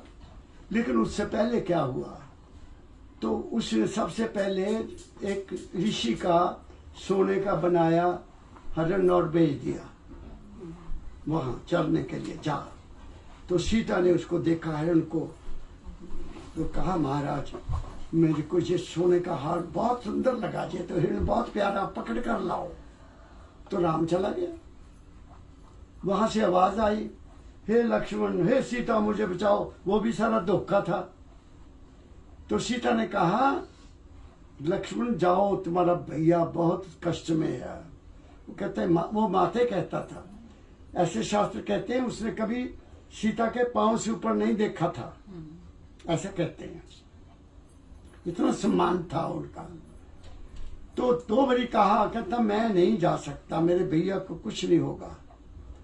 फिर तीसरी दफा जब नहीं वो गया तो सीता ने वचन कहा, वचन का तीर चलाया। तो आपको पता क्या कहा उसने कि लक्ष्मण मैं जान गई तू भैया की मदद करने के लिए क्यों नहीं गया, तेरी नीयत मेरे प्रति खराब है। ये बात ठीक है ना? वचन ही कहा ना। वचन करने से वो अति दुखी होकर चला गया कि मैं इस ख्याल से आया था, माता सीता ने मुझे ये कहा, और पीछे से रावण आया और सीता को उठा कर ले गया। क्यों लेकर गया? रावण सीता को उठा नहीं सकता था, क्योंकि उसने वचन ऐसा कहा, उसकी ताकत खत्म हो गई और युद्ध हुआ। हुआ कि नहीं हुआ? किसके कारण हुआ? वचन के कारण। तो हम अपने वचन पर कंट्रोल नहीं करते। घरों में मैं देखा झगड़े होते हैं, उल्टा सीधा बोलते एक दूसरे को, तो घर घर में झगड़ा है। महाभारत क्यों हुआ? महाभारत भी शब्द के कारण हुआ, वचन के कारण हुआ। पांडवों ने बहुत सुंदर महल बनाया, गृह प्रवेश रखा, और ऐसा महल बनाया कि पता नहीं पानी है कि फर्श है, और कौरवों को बुलाया गया। दुर्योधन आया अपने सज तज के, भैया को देखना है महल, तो आ गया उस रास्ते से जिस रास्ते में पानी डाला हुआ है। और द्रौपदी देख रही है कि हमारे राजा आ रहे हैं। वो जैसे दुर्योधन ने पांव रखा और धड़ाम पानी में गया, तो उसने क्या कहा दिया?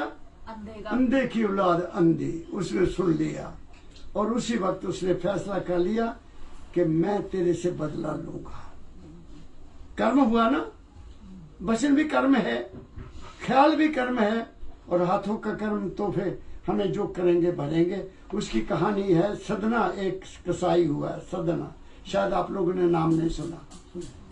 सदना एक ऐसा बुचड़ था, कसाई था, जो केवल राजा को काट कर जानवर देता था, केवल राजा को। आम पब्लिक उससे नहीं खरीद सकती थी। उसकी बांध लगी हुई थी राजा के साथ कि 5 किलो 10 किलो 2 जानवर राजा के तो आपको जानते ही हैं।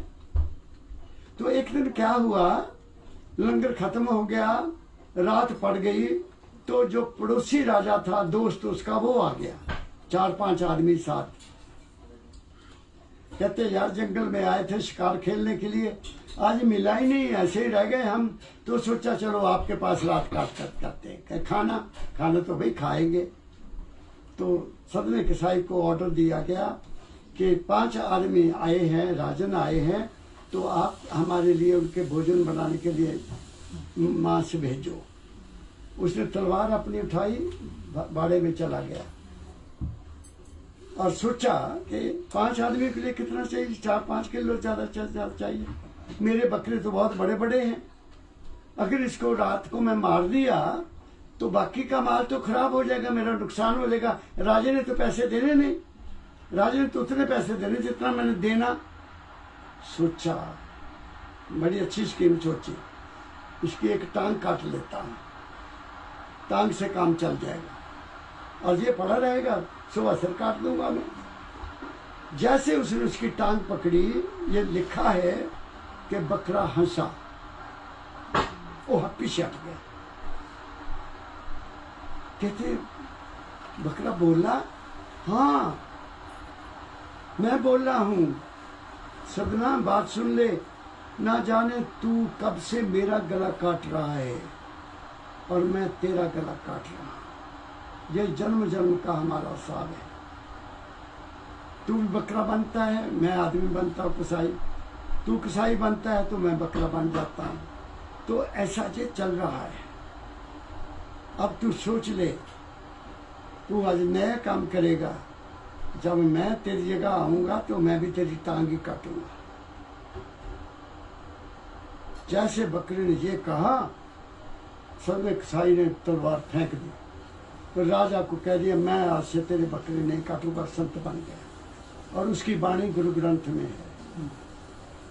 बात बड़ी समझ गए। कर्म जो जो करेगा अंत में भोगना पड़ना। कोई भी काम हम करेंगे जिसमें हमारा स्वार्थ है, निस्वार्थ आदमी का कभी नया कर्म नहीं बनेगा। वो ऐसे है जैसे वृक्ष, वो ऐसे है जैसे तरवर सरवर सरोवर पानी का, सबके लिए है। वृक्ष की छाया सबके लिए है, वृक्ष का फल सबके लिए, कोई फर्क तो नहीं है ना। वो निस्वार्थ होते हैं। नदी निस्वार्थ है, ऐसा संतों ने कहा है। और साधु और संत की हालत भी यही होती है, उसमें कोई फर्क नहीं होता। अब आखिरी बात बताता हूं, मन से हम कुछ भी नहीं कर रहे। मन बहुत बुरा कर्म करता है, इसको बात को ध्यान से सुनना। मैं बैठा हूं, मैं वैसे ही किसी के खिलाफ सुन रहा हूं, सोच रहा हूं, मैं उसको ये करूंगा, मैं उसको ये करूंगा, मैं उसको ये करूंगा, बुरा सोचूंगा दूसरों के बारे में। तो जो ख्याल हम करते हैं, जो भी ख्याल अच्छा या बुरा, वो ब्रह्म मन में जाता है। बाबा फकीर जी महाराज कहते थे, मैटर नेवर डिस्ट्रॉयज, वचन कभी भी जाया नहीं जाता, ख्याल कभी जाया नहीं जाता। और वो ख्याल ऊपर रहता है, वो अपने जैसे ख्याल और इकट्ठे करके वापस तुम्हारे पास ही आता है। As you sow shall you reap. तुम जैसा सोचोगे वो बीज रहे हो।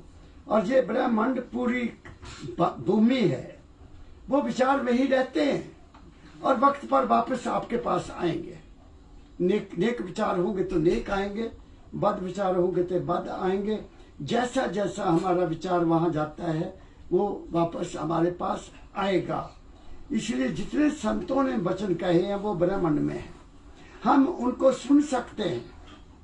जैसे टीवी है, टीवी तो कहीं बाहर है, दूर है, कोई जंतर नहीं है, वो वहां से ऊपर कोई सैटेलाइट है उसको देती है। सैटेलाइट से हम अपना चैनल बदलते हैं और उसके साथ ट्यून कर देते हैं, हम बहुत सब कुछ देख लेते हैं और सुन लेते हैं। ऐसा ही है ना। ऐसे ही अगर आपने किसी महापुरुष की बात को सुनना है, जाओ उसके दर्शन करने हैं, तुम बैठ जाओ ध्यान लगाकर, तुम्हें उसकी आवाज अंदर सुनाई देगी, तुम्हें उसके दर्शन हो जाएंगे। ये लॉ ऑफ रेडिएशन है, लॉ ऑफ अट्रैक्शन है। जैसा ख्याल होगा, एक जैसे ख्याल आपस में मिलते हैं। जैसे आदमी की अपनी हैबिट होती है, जैसे शराब पीने वाले शराबियों के पास दौड़े जाते हैं, जाते कि नहीं? सिगरेट पीने वाले सिगरेट पास चल जाते, जुआ खेलने वाले जुआ खेलने के पास जाते हैं, जाते कि नहीं? जैसी जैसी जिसकी आदत है वो वैसे वैसे इंसान की तरफ कशिश कर जाता है। संत जैसे होते हैं, संतों की तरफ साधु जाता है। जिसको ये ख्याल है कि मैं कौन हूँ, कहाँ से आया हूँ, बात मेरी समझ गए, तो वो उसकी तरफ जाएगा, वो दूसरी संगत में जा ही नहीं सकता। तो इसलिए ऐ इंसान, तू अपने ख्याल को ठीक कर ले। और मुझे तो मेरे सदगुरु बाबा फकीर जी ने तो ऐसी हिदायत की, मैंने महाराज जी से बात की, अपनी बात बताता हूँ, किसी की बात क्या करना। एक बार मैं महाराज जी के पास गया, वो अकेले बैठे थे। मैंने कहा पिताजी मुझे ऐसे ख्याल, शायद आपको बताया, बीबियों को भी बता देता हूँ, मुझे ख्याल ऐसे आते हैं जिनको मैं सोचकर दुखी हो जाता हूँ। मैं दुखी हो जाता हूँ कि ये ख्याल क्यों आया। तो मेरे सतगुरु कहते हैं, बेटा तू तो नौजवान, ये 1969 की बात है, शायद आप तब तक पैदा नहीं हुए होंगे 69, मैं गवर्नमेंट कॉलेज धर्मशाला में था उस वक्त। तो मुझे कहते, बेटा तुम तो जवान हो, तुम्हें तो ऐसे ख्याल आने चाहिए, मुझे भी आ जाते हैं इस उम्र में। तो मैं थोड़ा सा जैसे कि ना बच्चा, अच्छा ख्याल नहीं मिला, महाराज जी को भी आते हैं ख्याल। तो उन्होंने एकदम मुझे कहा, बेटा तू बहुत भाग्यशाली है, तेरे ऊपर मालिक की बड़ी कृपा है, तुम्हें पता तो लग जाता कि ये ख्याल ठीक नहीं है। अगर तू उस ख्याल में बह जाएगा, उसी ख्याल को बार बार चिंतन करेगा, तू बुरा कर्म करेगा। तुम्हें तो पता लग गया कि ये ख्याल अच्छा नहीं है, तुम एक्टिव हो जाते हो, तुम्हें तेरे ऊपर बड़ी मालिक की दया। फिर उन्होंने मुझे कन्फर्म किया कि कैसे जीना है। How to live with mind. कहते बेटा आपने कोई पौधा लगाना, घर में क्या करोगे? मैंने कहा पिताजी मैं खड्डा खोदूंगा। फिर क्या करोगे? मैं कहा पिताजी फिर मैं उसमें खाद डालूंगा। फिर क्या करोगे? मैं अपनी मनपसंद का उसमें पौधा लगाऊंगा, फूल देने वाला या फल देने वाला। अच्छा, लग गया, पौधा लगा दिया। फिर क्या करोगे? मैं कहा पिताजी फिर मैं उसकी बाड़ भी करूंगा कि जानवर उसको न खा जाए। फिर क्या करोगे? मैं कहा रोज उसको देखूंगा, पानी दूंगा, हर रोज सुबह शाम देखूंगा। बहुत अच्छा। मेरे दाता मुझे कहते बच्चा अगर तू उस पौधे का ख्याल ना करे, उसको पानी ना दे, उसकी देखभाल ना करे, फिर क्या होगा? मैं कहा पिताजी को पौधा सूख जाएगा। तो बस कहते ऐसे ख्याल को पानी नहीं देना। मेरी बात को पकड़ा? ऐसे ख्याल को पानी नहीं देना। बस समझ लेना कि ये ठीक नहीं, उसको छोड़ दो, भजन में बैठ जाओ या कोई अच्छी किताब पढ़ो, तुम्हारा ख्याल वो खत्म हो जाएगा। पता लग गया हाउ टू लिव। आखिर में उन्होंने मुझे कहा 1975 में किताबों की बात चल रही थी, कोई प्रोफेसर बैठे थे, मैं भी उनमें दखल दे दिया। तो महाराज ने मुझे कहा कि बच्चा तुम भी किताब पढ़ते हो? मैं कहा पिताजी कॉलेज में पढ़ाता हूं तो मैं भी तो पढ़ा है थोड़ा सा। आपने केवल मन की किताब पढ़ना है, मन की किताब। मेरे को कितनी बड़ी किताब दे दी। मैंने मन की किताब को पढ़ना शुरू किया तो मन मेरे अंदर है, अंदर ही है ना, बाहर तो नहीं है। मन को देखा, ये क्यों सोचता है, इसको ये ख्याल क्यों आया, ऐसा ख्याल क्यों आया, उसकी तय में चला गया, पता लग गया। और ऐसी हालत में चला गया जहां मन ही नहीं है, जहां मन ही नहीं है। जहां मन नहीं है तो वहां क्या है? वहां मैं हूं, मेरी असलियत है कि मैं कौन हूं। बात मेरी समझ रहे हो आप? तो इसलिए जो कुछ है आया इंसान इस दुनिया में तरक्की करनी है, तो इस दुनिया में तरक्की करनी है तो मन और बुद्धि काम करेगी। मन और बुद्धि को साथ लेकर इस दुनिया में जो चाहो तुम बन सकते हो। बड़े से बड़ा पद प्राप्त कर सकते हो, डॉक्टर बन सकते हो, इंजीनियर बन सकते हो, फिलोसोफर बन सकते हो, ना जाने तुम जो चाहो तुम बन सकते हो। लेकिन मन और बुद्धि को साथ लेकर दो चीजों को, मन जब चित्त हो जाता है, चित्त ठहर जाता है तो उसमें बुद्धि पैदा होती, ख्याल पैदा होते हैं। जब तक ये ठहरता नहीं है ख्याल नहीं पैदा होते। तुम चुप से बैठे हो तो ख्याल चल पड़ेंगे, तुम काम में लगोगे ख्याल नहीं आएगा, नहीं आएगा ना। जब आप काम में लगे हैं किसी में तो ख्याल कोई आएगा नहीं। जब तुम खाली बैठे हो तो मन चित्त हो जाता है। चित्त होने के बाद इसमें बुद्धि पैदा होती है, इसमें ख्याल पैदा होते हैं, इसमें विचार पैदा होते हैं, इसमें प्लानिंग पैदा होती है, ये करूं वो करूं वो करूं, होता है ना। तो उस वक्त बुद्धि काम करती है कि ये अच्छा है ये बुरा है। वो कहाँ पता लगेगा? बिन सत्संग विवेक ना होई। ये चीज सत्संग में पता लगता है। राम कृपा बिन सुलभ न सोई, और उसकी कृपा के बगैर ये कुछ सत्संग नहीं मिलता। इसलिए गुरुवाणी में लिखा है बिन पागा सत्संग न लब्बे। किस्मत के बगैर सत्संग भी नहीं मिलता। और ये जो बात मैं आपसे कर रहा हूं ये सत्संग है। तुम्हारे को मैं उससे मिलाना चाहता हूं जो तुम्हारे अंदर चीज है, वो सत्य है, वो रहने वाली है। बाकी कुछ भी रहने वाला नहीं है, ना शरीर ना मन ना बुद्धि ना चित्त ना अहंकार, कुछ भी नहीं रहेगा। और कबीर साहब क्या कहते हैं कि तुमने जीना कैसे है? पढ़ दो आगे बेटा। ना मैं जानू सेव बंदगी, ना मैं जल्दी पट बजाई, अब मैं भूला रे भाई। 15 मिनट और ले लेता हूँ। हाँ पढ़ो। ना मैं मूरत कड़ी सिंहासन, ना मैं पोहप चढ़ा। अब कबीर साहब कहते हैं, मैं सुना देता हूं कि अगर मूर्ति बोले तो मैं भी जाकर ठठेरे से ले आऊं। ठठेरा बनाता है ना मूर्तियां, मिट्टी की जाप जो भी बनाते हैं, उनके पास मैं भी जाऊं, ले आऊं और उसको मैं रखूंगा ऊंची जगह पर, नहाऊंगा भी, फूल भी चढ़ाऊंगा, लेकिन वो तो बोलती नहीं है मूर्ति बोलती नहीं है, तो मैं नहीं ले आऊंगा। बोलो आगे। जो ये मूरत मुख से बोले करे स्नान नहाई। हाँ, 5 टका हो देत ठठेरे एक ही हौले। मैं भी ले आऊं एक मूर्ति 5 पैसे दे के, उस जमाने में मिलती होगी ना 5 पैसे में।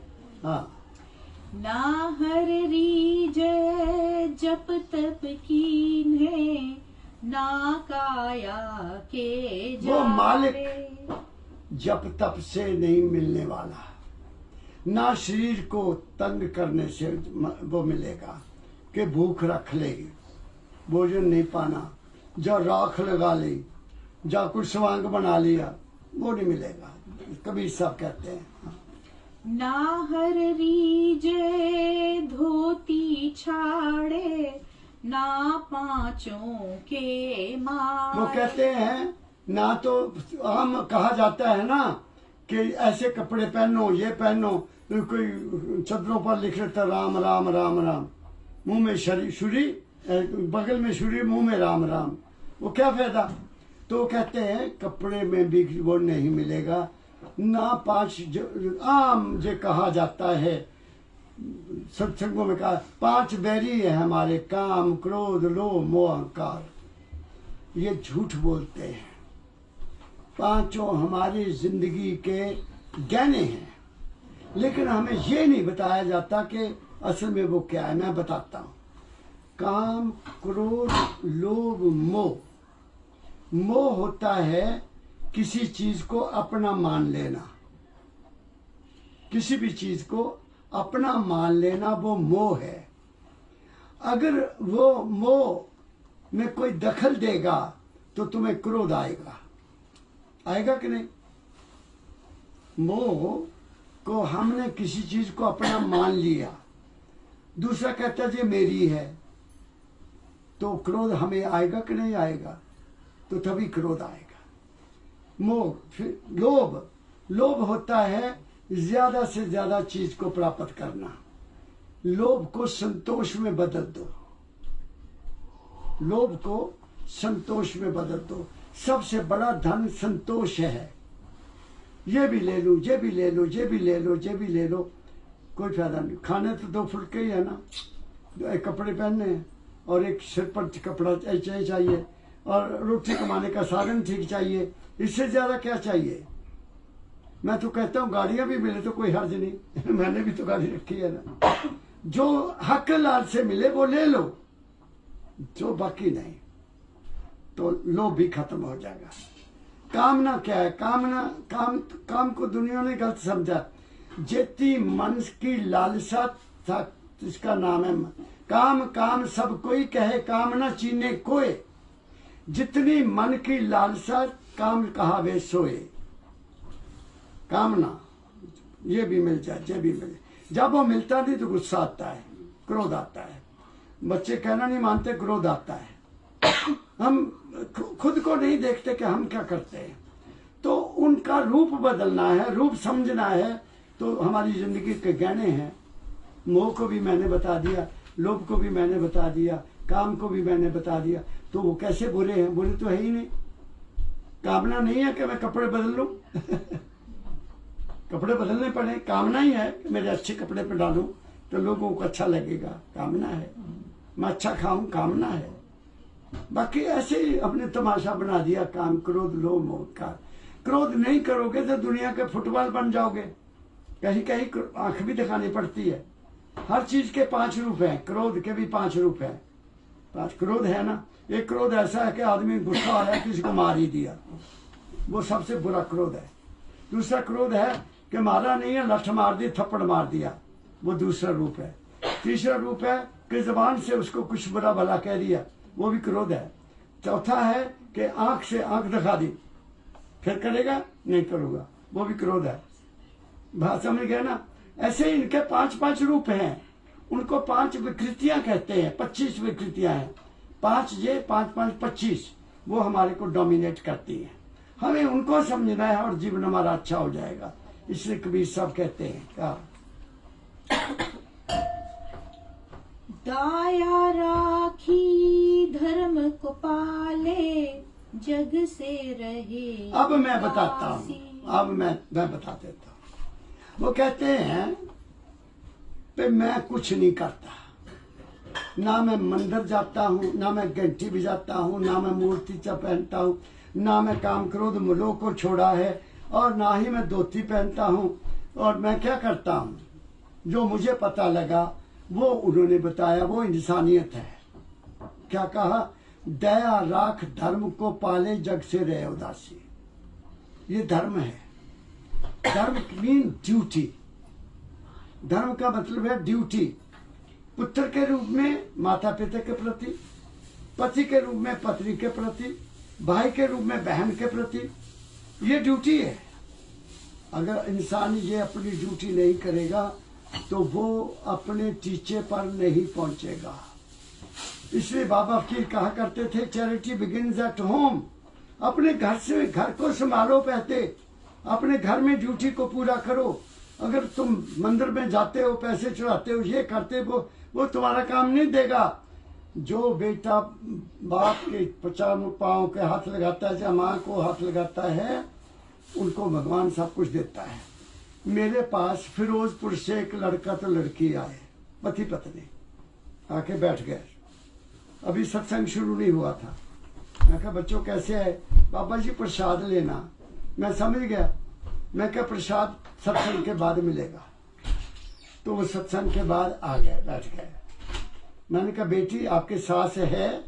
हाँ जी। तेरा ससुर है? हाँ जी। मैं कहा मैं जो पूछता जाऊंगा उसका जवाब देना, प्रसाद तब दूंगा, नहीं तो नहीं। कभी अपनी ससु माँ को तू चाय बना के पिलाई? नहीं जी। कभी ससु माँ को सुबह उठकर मत्था टेका? नहीं जी। मैं काहे को मत्था टेकूं उसको? मैं कहा अच्छा। उसको पूछा तुम माँ बाप की सेवा करते हो? कहता नहीं जी। मैं कहा तो मेरे पास क्या लेने आए हो? तुम्हारे घर में तो ब्रह्मा विष्णु बैठे हैं, उनकी तो तुम सेवा नहीं करते। मैं तुम्हें जानता नहीं, मैं तुम्हें प्रसाद कैसे दे दूं? है? तुम घर में माँ बाप की सेवा नहीं करते हो और मेरे से प्रसाद लेने आए हो। मैं बेला, आप यू डोंट डिजर्व माई प्रसाद।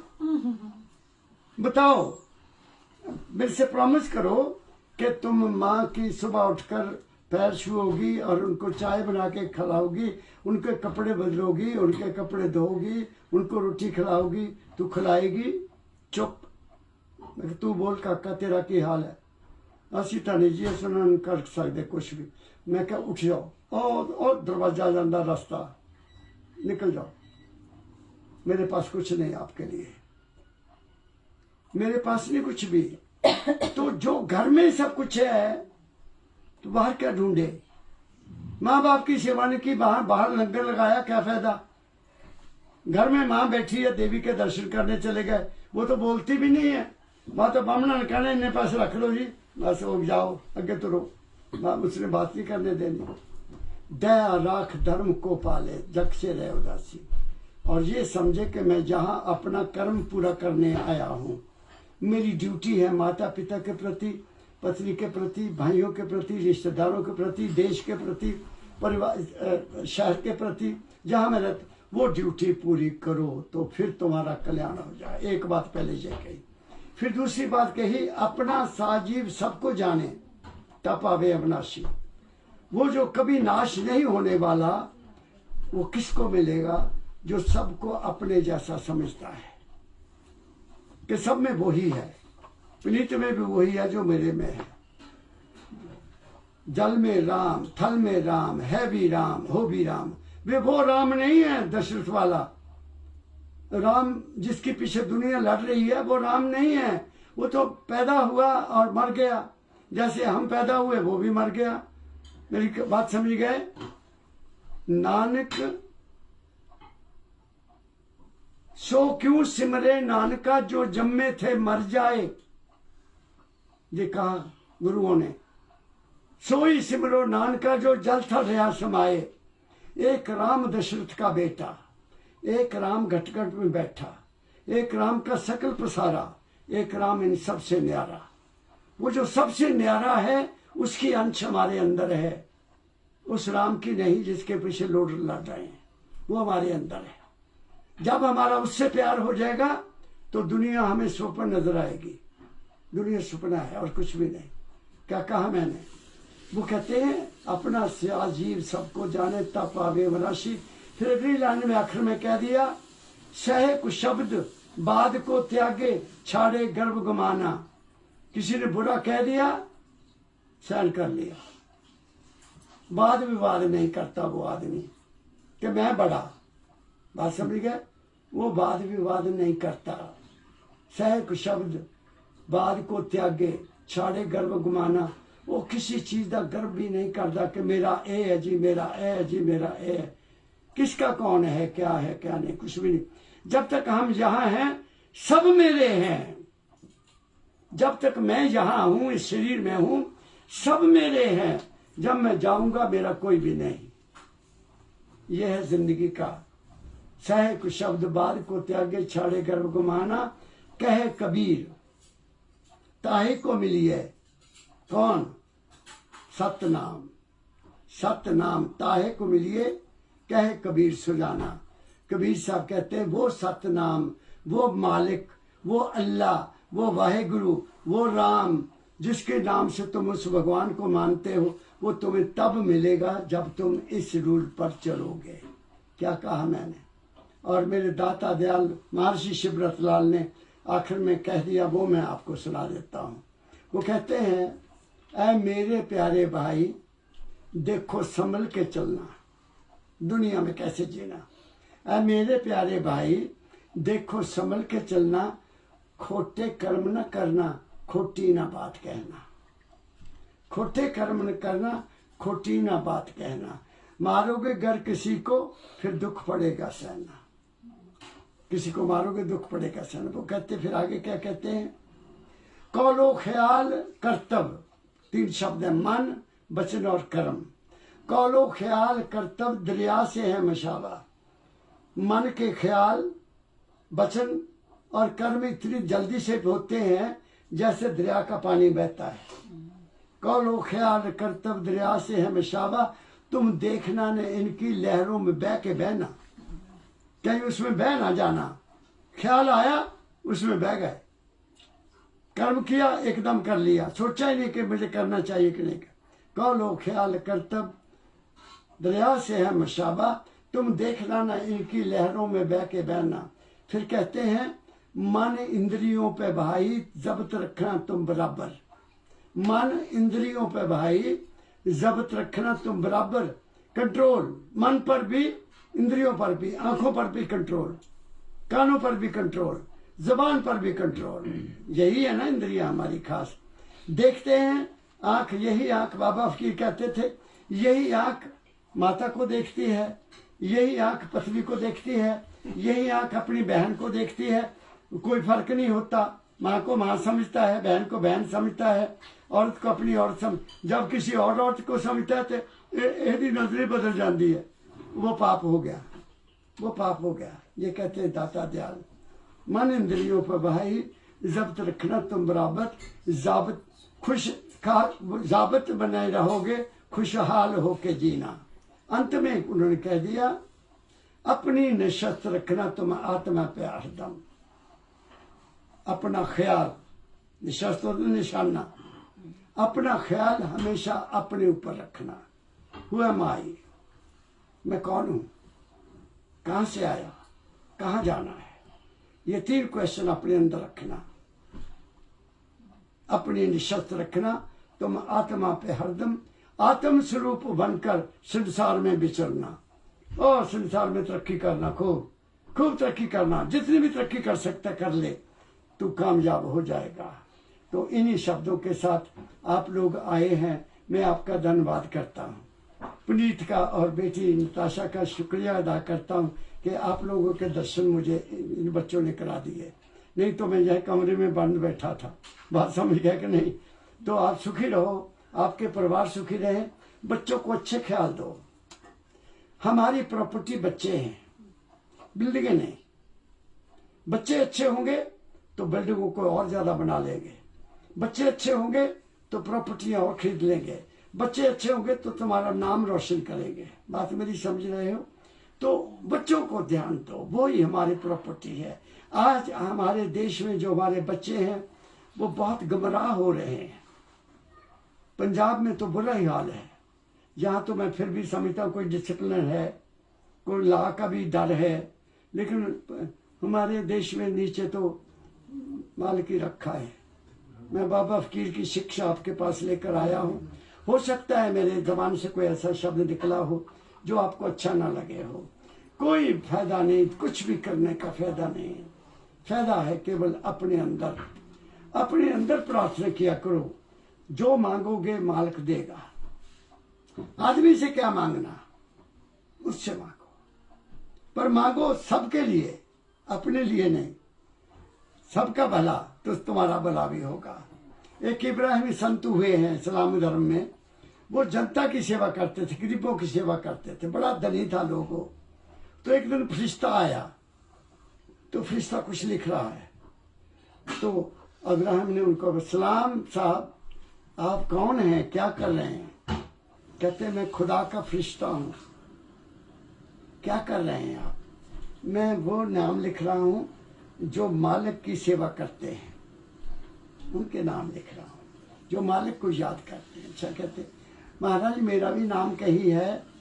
कहते इनमें तो मैं उनका लिख रहा हूं जो मालिक का सेवा करते हैं और मालिक उनको याद करता है। मैं फिर कभी आऊंगा। तो दूसरे तीसरे दिन फिर वो देवता आया, कहते महाराज अस्सलाम, मुसलमान था ना? कहीं मेरा नाम, कहते आपका नाम क्या है? मेरा नाम इब्राहिम। ओह, आपका नाम सबसे ऊंचा है, पहला नंबर है। तुम मालिक की खिलकत की सेवा करते हो, तेरा नाम सबसे ऊंचा है। बात मेरी समझ गए? इस करके अंत में मैं गुरु नानक की बात कह देता हूँ, तो बात रुकती नहीं मेरे अंदर से। वो लिखते हैं, पवन गुरु पानी पिता माता तरत महत, ये संसार है। पवन गुरु, पवन जो है वो गुरु है, श्वास हमारा, उस वो तुम्हारे अंदर है। बाबा की वो गुरु तुम्हारे अंदर है, तुम्हारी अपनी आत्मा गुरु है और कुछ भी नहीं। पवन गुरु पानी पिता माता तरत महत, दिवस रात दो दाई खेले जगत सगल जगत। सारे जगत दो चीज़ां ही कम कर रही है, दिन रात है, दुख सुख है, अमीरी गरीबी, सब कुछ दो ही। दिवस रात दो दाई दाया खेले सगल जगत, चंगियाइयां बुराइयां बाचे धर्म हदूर। अच्छा और बुरा, वो धर्म देवता जो धर्म हमारा धर्म राजा वो देख रहा है। चंगियाइयां बुराइयां बाचे धर्म हदूर, करनी आपो अपनी के नेड़े के दूर। हमारी करनी ही हमें भोगनी पड़ेगी, करनी आपो अपनी नेड़े के दूर। जिन्हें नाम त्याया गए मशक्कत काल, जिन्होंने नाम का सिमरन किया और उस मालिक को याद किया सुबह शाम। ऐ मालिक, रात बहुत अच्छी गुजर गई, दिन भी अच्छा गुजरे, अच्छे लोगों से मेरी मुलाकात हो, इन आंखों से मैं बुरा ना देखूं, इन कानों से मैं बुरा ना सुनूं, इस जबान से मेरे कोई बुरा शब्द न निकले जिससे किसी का दिल दुखी हो। मुझे मीठा बोलना सिखाना, मेरी आंखों को शुद्ध विचार देना, मेरे मन को तंग ना होने वाली कोई चीज देना। ये मैं आपसे मांगता हूँ, मैं आपको कुछ नहीं मांगता हूँ। शाम आई, मैं तेरी गोद में आ गया हूँ, मैं सोने लगा हूँ, मुझे अपनी गोद में रखना। जो मेरे बुरे कर्म हैं मेरे स्वप्न में काट देना, जो अच्छे कर्म है मेरे जीवन में काटने को शक्ति देना। बस सो जाओ, बस दोनों काम आपके हो गए, दिन भी कट जाएगा रात भी कट जाएगी। क्या कहा मैंने? जिन्हें नाम ते आया गए मशक्कत काल, नानक थे मुख उजले केती छुट्टी नाल। वो कईयों को वचन देकर साथ ले जाते हैं। इन्हीं शब्दों के साथ आप सबका मैं बहुत बहुत धन्यवाद करता हूँ और प्रेम से बहुत प्रेम से उस शब्द का उच्चारण करता हूँ जो शब्द मुझे मेरे सदगुरु ने दिया, वो है राधा स्वामी। राधा राधा स्वामी, राधा स्वामी। अच्छा हो गया। अच्छा हो गया।